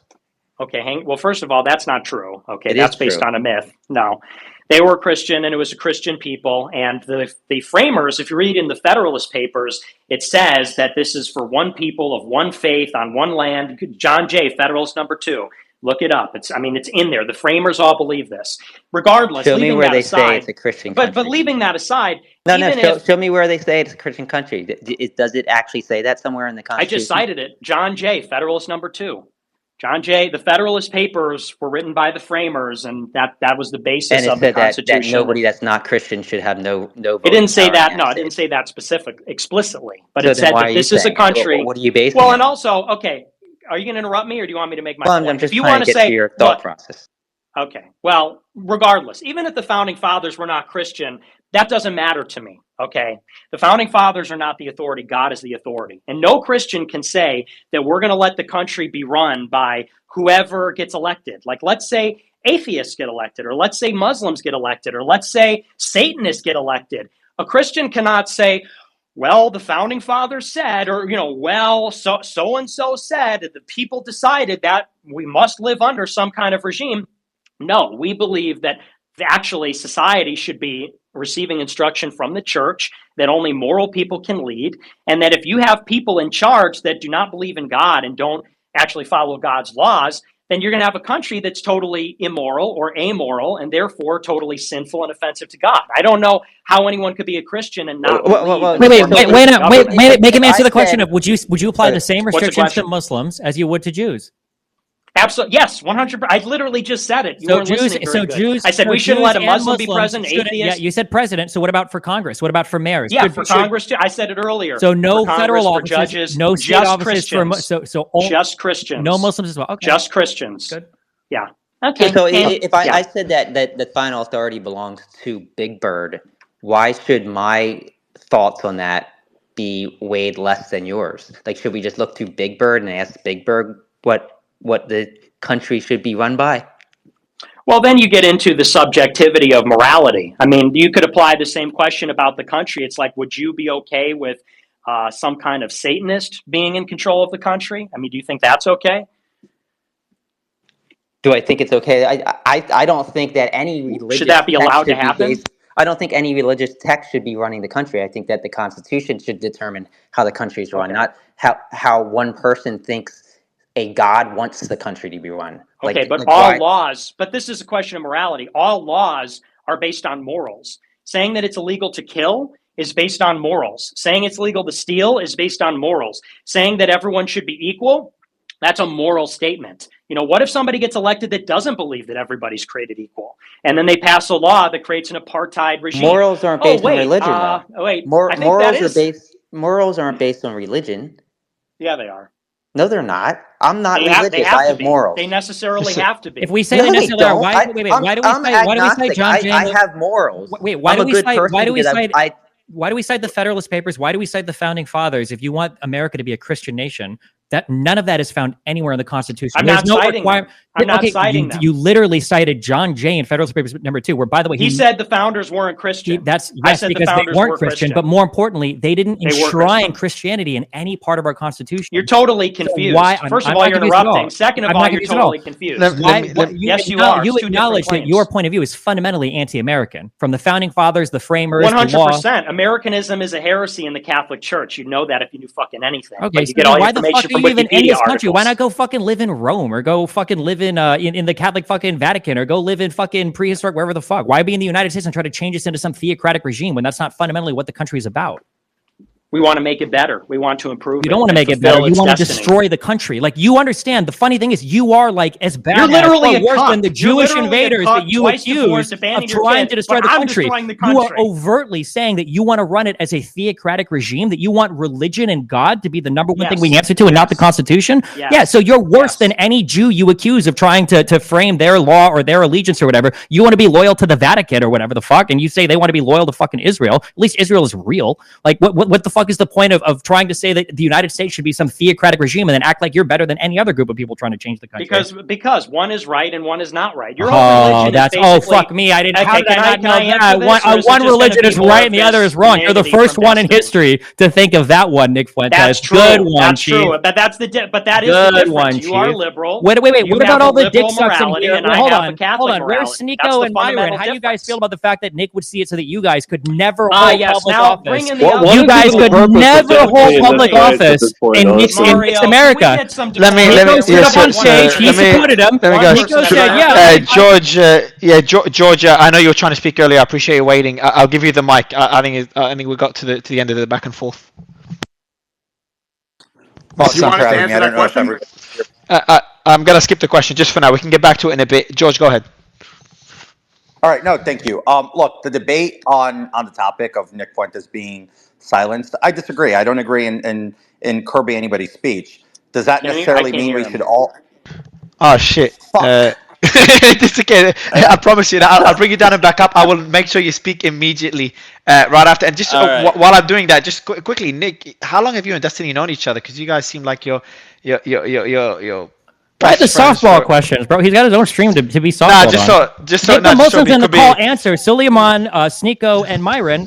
Nick guys freaking never allow any Muslim in this country to hold public office. You're chill with that? You like that version of much America? better than and like acting like we're even a majority in America is ridiculous. There's 3 million Muslims here. It makes more sense, and our ideologies align more than the alternative. I'd much rather have a Christian country than an atheist country. Yeah, if they're gonna have strong Christians that are gonna sort everything to the Bible, I think that makes sense. That's what the whole point of Ye 24 was. Let's rewrite a lot of these things. Let's make sure that all the laws we push forward go right back to the Bible. I think that makes. You'd rather live in a Christian theocracy where Muslims aren't even allowed to hold office than you would in a secular democracy where Muslims can hold office. Why are we subjected to this interrogation? Do you understand how it goes from he's not? I know you're mad because you just want to fucking yap and preach. No, you're not. The question wasn't even directed to you. Perfect timing. George, you joined back at a perfect time. Let's see. Hopefully.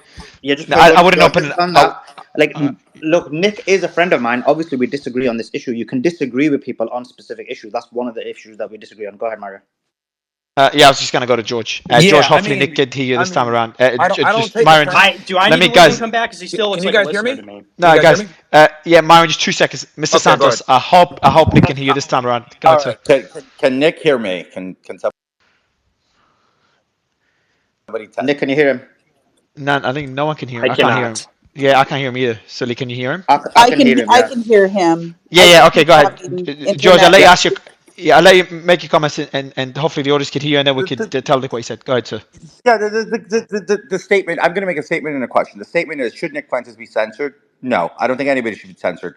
I think ugly speech is ugly, and the person who makes it should wear it. I don't care. But just based on what I've heard over the last couple of minutes here of Nick Fuentes, I mean, I can find that he has a following because every single thing he says is seething in hate.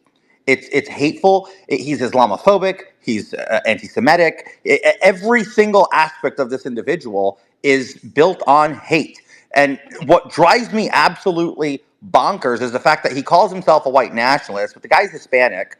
That's quite the clash of identity he has there, but which is fine. Who cares? That's his prerogative. But what I find hard to understand is the people who listen to the things he's saying and that they conform and agree. I mean, I've seen what the Groypers look like. They come in all shades and colors and religions. The fact that they can make amends with Nick Fuentes as their quote unquote leader, whether it's one of his generals being in prison being subject to going to prison for 5 years for child pornography, whether it's him having porn on his computer and being exposed for it, but then denying it, and not alone just porn, but gay porn. That was proven fake. Hey, Mario, why do you bring this guy up here? Who is this guy? I can't even hear what's being said. He's bringing up the porn on the phone thing. That's like proven fake. I'm somebody who at least knows how to get elected. How about that? You're never going to get elected. Nick's never going to get elected. You're never really going to be leaders of change or even representatives of any thought of your twisted, sick mentality. The fact that I'm sitting on the stage and I actually have to agree predominantly with Destiny and the Krasensteins, who are is just to show you how Nick Fuentes is a seething, hateful person. I mean, and that's just my opinion. Now, Sneako, if you want to shill for him, that's on you. And Keith, if you want to shill for him, that's on you. But all you need to do is go on the Purple Pill and see exactly the nasty, vitriolic hate that Nick Fuentes and his followers drive to the conversation. I'm gay. I'm not ashamed of it. But to them, I'm not human. I'm subhuman in their world. Don't worry. As long as Fuentes is in here, you're in good company. Well, you're coming into the fake. You're coming into the fake lying. Can I make a comment on that, please? Hey, George, look, man. I can't even hear what's being said, so I don't Can think you hear this is really Myron? fair. Nick, That's okay, Nick. Can you? let me tell him what he said because he needs to respond because there's a lot of like defamatory statements. Sully, since since Nicholas can't hear, should we bring him down and back up? No, it's only George that he cannot hear. I think a couple of It's other only speakers cannot George? hear him. Yes. Yeah. Go ahead, Suleiman. Yeah, so one, I mean, he's made a number of accusations against you. He's saying that you are Islamophobic because of your position. He also said you're anti-Semitic and your entire ideology is based on hate. He also made an accusation that you're friends with somebody who's been in prison for 5 years or something. And also he said something about you having child pornography on your computer. Okay. Well, I mean, he's I'll Jewish, correct the homosexual, story. drag queen. So, I mean, clearly there's a little he had ideological bias. As for Sorry, 2 seconds, pornography, Nick. I mean, What was that's sorry, not to Nick? true. Sorry, 2 seconds, Nick. What correction did you want to make, George? And then we'll go to Nick. The correct was I didn't say child pornography. I said gay porn on his computer. Oh, okay, gay. that one, So Nick, it okay. was not child porn. Big difference. Yeah, and Nick, Yeah, it was gay porn, not child pornography. He's thinking of Abby that's the Alexander, claim. the guy that Nick Fuentes defends all the time. Oh, okay. And we get another, yeah. Ali Alexander. Yeah, that's yep. Go ahead, Nick. Well, it's funny. I mean, the old Ali thing was completely debunked. Milo came out and said, "Oh, there's all this evidence," and it never came out. There was one thing where I guess he sexted some gay guy who apparently, I mean, at first it looked credible, and then this guy turned out to be following and commenting on like 100 other gay people stuff during that period. So that whole thing got completely debunked. As for my philosophy being built on hatred and Islamophobia and whatever, these are meaningless words. I'm a Catholic. If you're Catholic, you believe that Jesus is God. You believe in the authority of the Catholic Church. And we can't live in a society that is completely separate from that. There's like this myth that Christians must be indifferent to their own religion and their own church. And, and I said to Destiny, he said, "Oh, well, you're the first person to say my religion is right and others are wrong." It's like, well, yeah, that's kind of the essence of religion, is that there are positive claims. They contradict other people's claims about the nature of God and all that. And yes, those ideas have consequences. If you believe Jesus is God and the Catholic Church has authority, you need to live in a society that's informed by that. And so, on the other hand, liberals believe in ask two pluralism. questions to him Liberals when who he's done, please? don't believe in God, or they have certain Sure, religious George. beliefs, they think that we have to defer all these questions or avoid all these questions. And they believe in the state that's like an umpire, and they're kind of letting people do whatever it is they want. But we're seeing the problems with that worldview, where a lot of different people are living here and they have mutually exclusive moral beliefs. And that becomes a very big problem. That's as evidenced by the trans issue or the gay issue or feminism or mass immigration of people from foreign religions. So, I mean, but this is really just low IQ stuff. You're an anti-Semitic Islamophobe. I mean, what do these things even mean? I mean, specifically on anti-Semitism, that is the essence of a debate now about this recent law where we're looking to the IHRA for the definition. And it says that if you believe Jews are loyal to Israel, you're anti-Semitic. It's like, okay, well, Jews, some of them are loyal to Israel, believe it or not. I know that's crazy. Under that definition, you'd be an anti-Semite. If somebody said, "Do you hate Jews?" I would say, "No, I love Jews. I love everybody." If someone said, "Do you hate Muslims?" I'd say, "No, I love Muslims. I love everybody." And I have Muslim friends on this space. Suleiman, I count you as one of them. Myron, Sneako. I have Jewish friends like Laura Loomer and other people that are not public figures. So I mean, this is really just inane stuff. Surely we can have a higher IQ debate than you're a pornographer and you're a racist and you're an anti-Semite. This is just kind of like the same mob stupidity that you get from liberals in general. So I don't know why this guy was ever in Congress or a Republican. I don't know, frankly, why he's on the space. You got two disgusting degenerates between Destiny and George Santos. You got a gay drag queen who got ran out of office. All right, I got to leave pretty soon. Can I do a final question? With 2 exploded marriages and a couple of abandoned children. So I mean, these people, in my view, just do not have credibility on these subjects. Nice. So Destiny, do you mind? I'm going to go to George for the 2 questions, then we'll go to yours right after. I would prefer if we didn't, because I can't hear him, and that's not really fair. I think it's working. I think it's working out. George, you want to try one more time? Yeah, sure. Can you hear me now, Nick? I can't hear him. You can? No, I cannot. You know what? I struggle to, Mario, I'm sorry, but I struggle to believe that. It's not really actually, appropriate for him to but that's talk if okay. I can't hear him. No, good, Nick. Is it okay if I repeat the question to you? Just gonna do one question from George. No. Okay. That's Okay. totally inappropriate. You can't have him accusing me of being a Well, child I have a pornographer, and simple I question, can't even Mario. hear what To he's answer saying. I his think that's question, inappropriate to begin with, can and you then for that to go on when I can't. just ask him if he's gay or not? That's all I want to know. Okay. It's a yes or no question. So Suleiman, do you want to ask a question? It's a pretty simple question. I mean, it's a bit of a dumb question, right? Asked by a drag queen, by the way. So it's a question about your sexuality, Nick. I'm not sure how it's relevant, but I'll ask it just because it was asked, and then we'll go to Destiny right after. I just not want sure if you want to answer that question, unequivocally Nick. deny it. That's all. What's the question? Well, I don't want to participate in this if people are going to be talking and I can't hear them. Good. So it was hold on. I've been waiting a while. I've been waiting a while. So I'm going to do this. Myron and then Destiny. So the question, after you, Nick, if you want to answer it or not. So George Santos asked the question if you're gay or not. And then Myron wanted to speak, and then Destiny wanted to ask a final question. So after you want to answer the question, Nick. Isn't it? Like, that's a ridiculous question. And to be honest, like George Santos, the guy who's basically conducted more Islamophobia than anyone knows, ironic that he would say that. But anyway, go ahead, Nicholas. I think Nick is pretty good at defending himself. Go ahead, Nick. I have said it repeatedly, and I have no problem with hard questions, but I can't hear him, and these are not even legitimate questions. This is just asinine personal attacks. So I'm frankly, if this is how it's going to be, and I don't know if you're hearing me, but I'm not going to participate. No, we can hear you. You're bringing people up to call me a gay pornographer, and then I don't even hear the question. This is ridiculous. I'll suffer even a little bit of Destiny, hard questions, but I can't even hear the guy. Yeah, let me go to Myron. Myron, you've been waiting for a while, and I appreciate that. Yeah, no worries, man. No worries. See, here's the thing. This is what they do with Nick, right? So I think, Myron. I think Nick just left. I'll let you mention your comments. I think it was a good debate, though. He'll be back. That last question was tough. He'll be back. But go ahead, Myron. Yeah, so this is what they do, right? They discredit Nick by calling him a white supremacist, an extremist, he's built on hate, etc. But that's not true. 3 of the people here on this panel right now are Muslims and he's friends with us. He's friends with Laura Loomer, who's Jewish and a Zionist. He has other Jewish friends. But they do this to disqualify his opinions and his views on things. Here's the reality.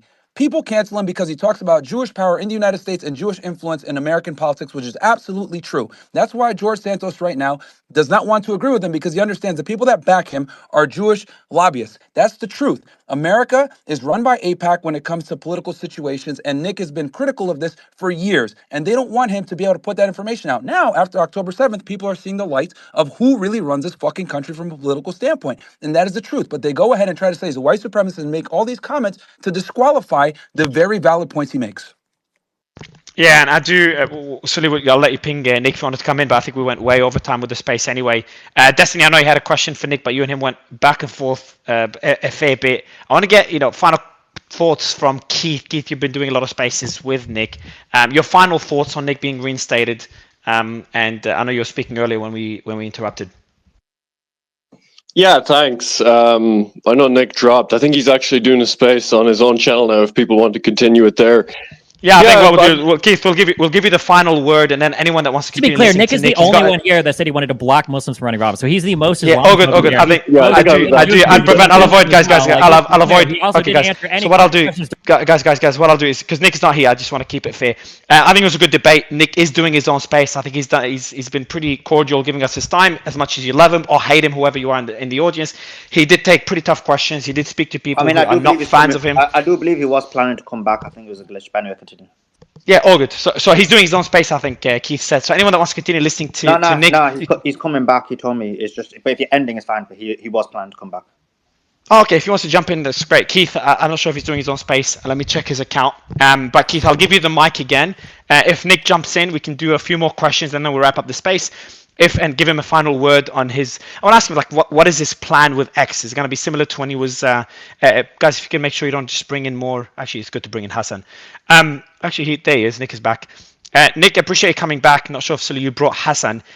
Did you want to take a question from Destiny? I think Destiny had a final question for you. For me? No, he just dropped out as well. I think it's glitching for everybody. Nick, I've got a question for you. What is your plan moving? Now, you've been censored on X a few times. You're censored on all other platforms. Honestly speaking, will you be more careful in what you say, not based on your beliefs, but just to avoid getting censored again and surviving more than 24, 48 hours this time around? No, I think that kind of defeats the whole purpose. And if I was able to survive without Twitter for a year, then I would like to keep the platform, and I'm going to try to remain on it. But I have to continue to convey the message.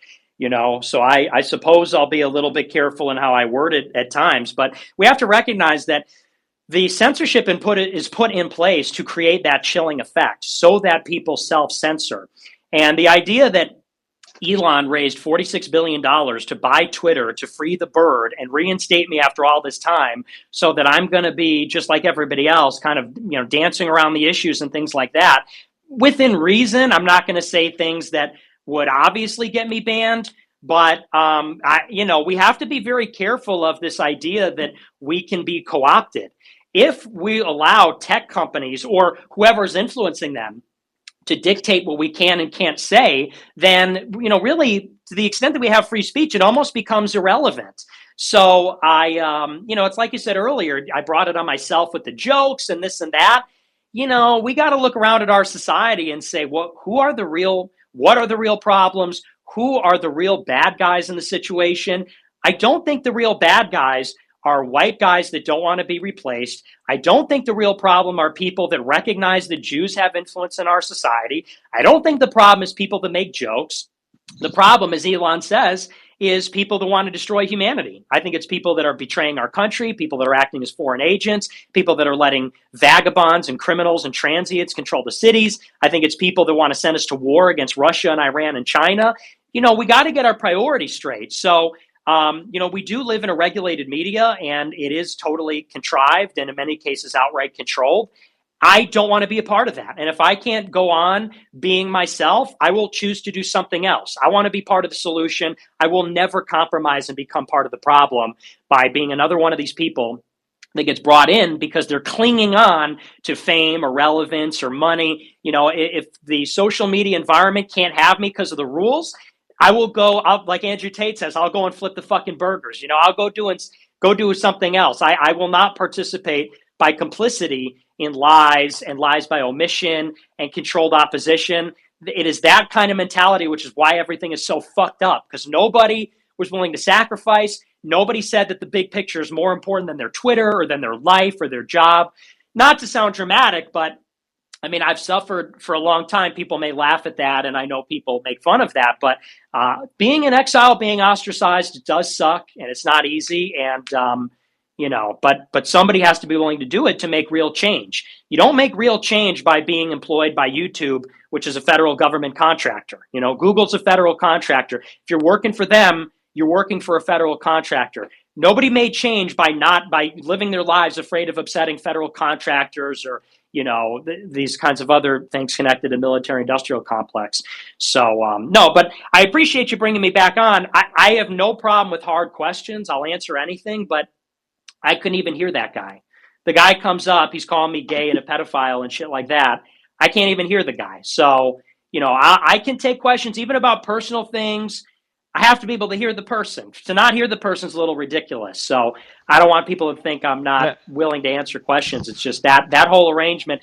Bringing Destiny on, I think, was silly to begin with. But then you bring somebody on, I can't hear him. He's making accusations. That's Isn't that free speech, though? Isn't that what you're fighting for? Is to have conversations with people? You're saying that you didn't listen to the point. Destiny... You didn't listen to the point. I think Brian, he did say... You're so blind you didn't even listen Brian, to the it's point. like he's saying that you couldn't hear him. It's like me saying... Guys, do me the yeah. Sorry, just guys. Yeah, so I think Brian, what he said is that he's happy to speak. He wasn't happy with Destiny. He was happy to speak to Destiny, even though he didn't agree with him. But the other person he couldn't hear. But just going. And by the way, Nick, I think the snippets. We're posting a lot of snippets. The snippets between you and Destiny were some of the best in the space. So I kind of give you credit. And you guys agree on a few things. You'd be surprised. For example, he says you should not be censored. And I think you'd agree that Destiny shouldn't be censored either. I'm assuming. But let me go. Khaleesi, I think you were speaking at a question. And we'll go to Brian and Liz. Yeah, I just wanted, thanks Mario, Suleiman. I just want to say, Nick, can you hear me? Yes, I can hear you. Oh, he can't. Oh, you can, perfect. Okay, so welcome back to Twitter, firstly. Look, I've been sat here listening to this debate, and I don't think I've ever heard you say that you expect everyone to agree 100% with all of your opinions and all of your thoughts. And as Suleiman has said, and you've said that, you guys are friends, but you don't agree on quite a few things, but yet you find the areas where you do have compatibility. Do you feel, because I heard you say earlier, and I wasn't aware of this, that since the age of 18, you've been monitored and tracked and everything you say has been taken out of context and things like that. Do you feel that there's, on the one hand, this push to get you to comply to this mainstream, whatever you want to call it, liberal narrative that's over the last decade been coming in the West, where we have to conform to certain things, whether or not they meet your religious values, it doesn't matter, you have to conform to that. And then do you feel that this whole, separate to that, this whole, like Keith mentioned it, I think, as well, and you, where they comb through your past with a, like, literally with fine, like a magnifying glass to find anything that they can use against you, that only happens selectively, where you're not allowed to leave your past behind, because people's thought processes do evolve over time. A 30-year-old or a 40-year-old is not going to think the same things they thought at 18, and that is afforded to certain people, like certain politicians of ours, but people like yourself and Keith, people who are they're targeting, they're not afforded that liberty to change their thought processes over a period of time. Yeah, well, and that's to the point that it's completely asymmetrical. I was somebody who basically stumbled into this political battle as an 18-year-old, really just asking honest questions, specifically about Israel. And I had no idea. Everyone in politics knows the influence and power of the Israel lobby. Everybody is terrified of it. I mean, look at the treatment that Candace Owens got, even by Turning Point. Daily Wire fired her, and now she's with Charlie Kirk. But even Turning Point had to put out a letter, apparently to their donors or something, saying, she's not an employee, and her views are not our views, and we hold Israel in our hearts, and blah blah blah. Like, everybody in politics knows, but can't dare say that, especially on the right, that the Israel lobby wields this immense power. And I made the mistake as a teenager of because I was obtuse, saying, hey, why do we give them all this foreign aid? And for that, I got totally ostracized. My career was over before it began. And, I don't want to say that I repudiate controversial things I've said, but when people see things that I say and, they're things that maybe are not polite or that offend people, you have to consider that you do get agitated. When people are harassing you like this, when you do get banned, and by the way, it's not a coincidence that every time I go to one of these spaces on the right or the left, or I go on any stream, it's always going to be Jewish Zionists and, sometimes other people, but they're always there that are not only attacking you and calling you a racist, but then also calling you names and insulting you and interrupting you and all these things. And so I guess to your point, it's like, yeah, there's a human element where, you are expected to maintain this absolute perfection. Even Keith spoke on this. The volume of content that I put out over 7 years, 5 days a week, hours every night, and there's a collection of maybe 20 unfortunate statements I've said that are constantly thrown in my face. It's like, what's the expectation? 10 years, thousands of hours of content. You don't say 20 unfortunate things. You don't say 20 things that, even if they're jokes, would sound bad on paper. So for people that throw that in my face and say, well, you deserve to be censored, or, maybe that's a devil's advocate. Well, are you asking for it? It's like, is the expectation that a person, and in particular a young person who's been harassed and attacked and like exiled their whole life, are they going to have 100% perfect statements that would go over well to a general audience and, no one's going to be offended? The co-host, this female, I don't know, got all offended about the witch burning joke. It's like, okay, but sometimes people don't like jokes. If you want to say it's not funny or it's inappropriate, I'll agree with you. So, but that's more to kind of bring it full circle. That's exactly what I said. I said it wasn't funny. Okay, and that was it. Fine You're enough. saying that I got all in my feelings about this. I said it wasn't funny, and then I turned around and made a joke that I would volunteer as tribute for you to burn me at the stake if you were tied to me. So, isn't that tit for tat? Yeah, well, and that's what I'm saying. If you want to say it's that, I'm using it as an example. I'm saying you didn't like the joke. That's fine. I mean, you say it's not funny. You didn't find it funny. That's fine. But people then take things like that and they, is used on this panel. And maybe it's devil's advocate, but that's used as an example of, well, you've been censored, but you did say this. And it's like I said, if you recognize it's a joke and you don't like the joke, that's different than saying he uttered the words, he's got to be banned. So, and I want to And bring it that full wasn't my circle. point. I have I never know. said. I know. I'm And he's saying not making that. Yeah. Yeah, I'm saying you Yeah, go found ahead. it inappropriate. I'm saying that's a fine reaction. That's different than using that to cancel someone, which is what other people do. So I'm not saying let me get a couple more questions. I think Nick, will be good for you to kick off your own space for your followers. I think it'll be your first space you host. Once we wrap this one up, let's do another couple of questions. Brian and Hassan. Yeah, I just want to kind of give a closing statement, be that you leave here in a couple minutes. But I think And actually, Brian, sorry, on that last statement, I want to start it with a question, if you don't mind. Your thoughts on this space? What were your expectations, and how do you think it turned out? And Nick's views so far. I'm not sure if you know Nick's views from before. Yeah, so I think this space showed that free speech is not bad. It allows me to push back on Nick and Nick to spout whatever he wants to spout, right? I'd rather see that than echo chambers, which I think will further push people to the extremes.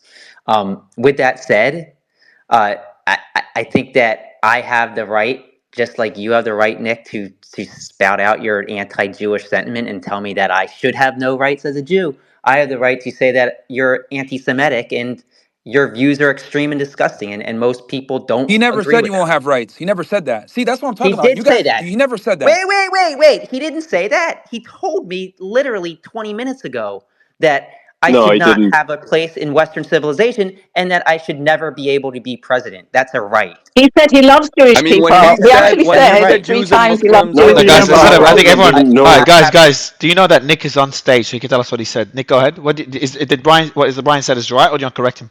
No, and this is what always happens is like I say I think only Christians should be in government and not Jews or Muslims, and he That's a says right, you think Nick. no one You said Jews I should have shouldn't no have a rights. right to But be you just said president. I That's said a that Jews right. should have no rights, but that's not what I said. I didn't say no rights. I You said did. I shouldn't Okay, have well rights people can listen like to the you replay. should. People You can did listen say to no the replay. rights. That's what you said. You Dude, you told said me no I rights. shouldn't have You the said no same rights that rights. you We should. all heard You it. told me no. We can correct. Let's even if you said it, you can correct it. Go ahead, Brian. Nick, you said that I shouldn't have rights, the same rights that you should as a Christian. This That's is exactly what crazy. you said. See Did you not? I'm glad you're putting on a little demonstration for everybody of what I've had to deal with for 7 years. So What thank did you you for have to deal with? doing a little demonstration. So what did I say that was incorrect there, Nick? Everyone heard it.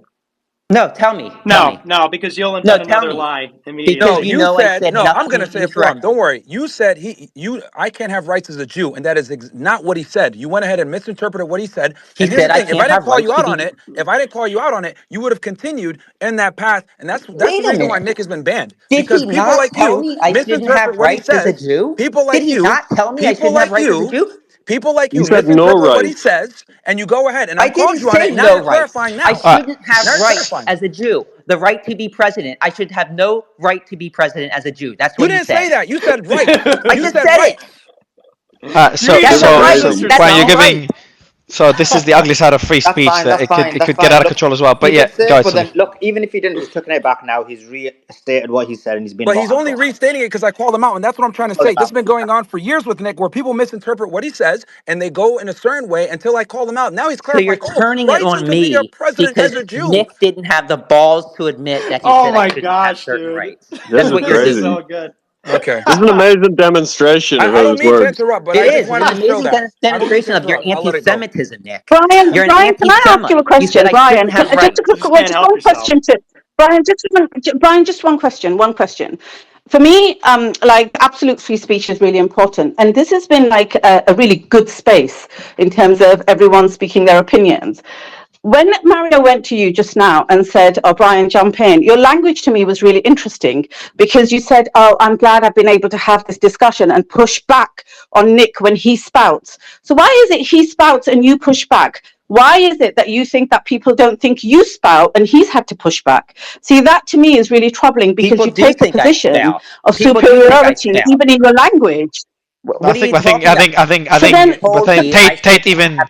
Nick told me I shouldn't have a right to be president as a Jewish man in this country. That's spouting to me. If you disagree, well, disagree. I don't give a shit. That's Hasbara. That's just No, Hasbara I 101. disagree with. I may disagree with Nick's opinions, but it doesn't mean that my opinion. Like, how can you take that position of superiority where you I'm think saying your positions are But all right? and And he if then to told me kind I of shouldn't have the right to but be then president as a just to go Jew. back, I Me think telling Brian. him he spouted is offensive to you. Yeah, I think it just also go back. Like Tate did go to Brian and Ed on multiple occasions, called them idiots. And I think a lot of panelists would make a big deal out of it and leave the space. So I do want to say, Ed and Brian do take a lot of heat, and they're allowed to give heat back here and there. And I think Nick, you're not offended by the word spout, but I think one person spouting another person's respected opinion and vice versa. So I agree with Khaleesi's point there as well.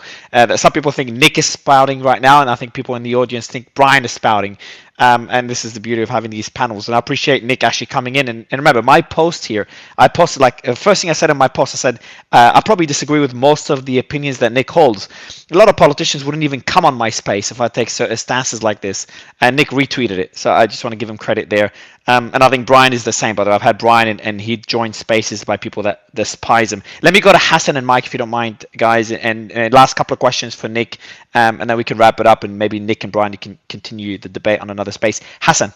Thank you so much. I mean, I just want to add that I think the debate for the last 10 minutes has been fairly stupid. I hate to put it that way, but as an attorney, when we say that Muslims and Jews should not hold office, should not be the president, should not be able to hold position in Congress, and then arguably you can add to that probably not be judges, maybe not even be lawyers. Like I'm a lawyer. I mean, as a Muslim lawyer, I've probably done more to protect the Constitution and liberty and even Christian values than most Christians in this country. So when we say they should not be able to have the right to hold political positions, we're basically saying they shouldn't have rights. That's what it becomes tantamount to, because if you don't have the ability to be involved and influence your government and influence the laws, then you very easily lose your rights. So I think, frankly, that's the effective message of Nick saying that. But that being said, we really need to protect the marketplace of ideas. So I definitely support Nick's right not to be censored,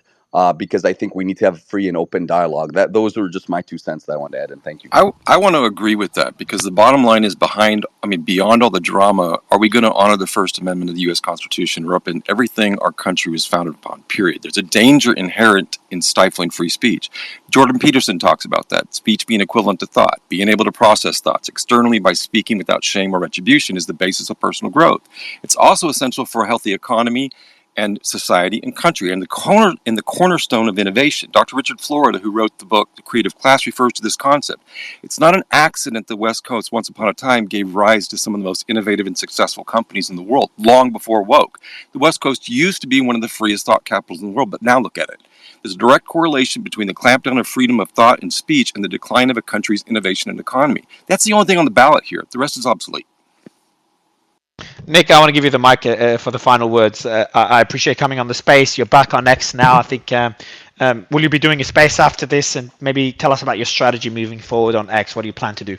Yes, well, I want to say thank you for giving me the platform, and everybody for participating. The Krassensteins, I don't agree with you, obviously. I know you think I'm anti-Semitic, but I appreciate you coming and debating and being a good sport about it. I don't hate you guys or anybody. But as for my closing statement, in terms of the, this Muslim lawyer who says that, everybody should be able to be president, it's a conflict of visions. I don't hide. I don't make any kind of illusions about the fact that I'm a Catholic integralist. I'm Catholic. I believe that it should be a Catholic monarchy, ideally. I'm not a feminist. I think that religions like Judaism and Islam are wrong. I'm not a liberal. Liberals believe in pluralism. And I do think there should be a level of pluralism, but there's limits. Liberals believe that we have to kind of defer these difficult questions about what morality we should have, what religion we should practice, what people we should let into the country. I am not a liberal. And I think fundamentally that is why a lot of people disagree with me on so much, and why people have to translate my opinions for me to people that don't watch me.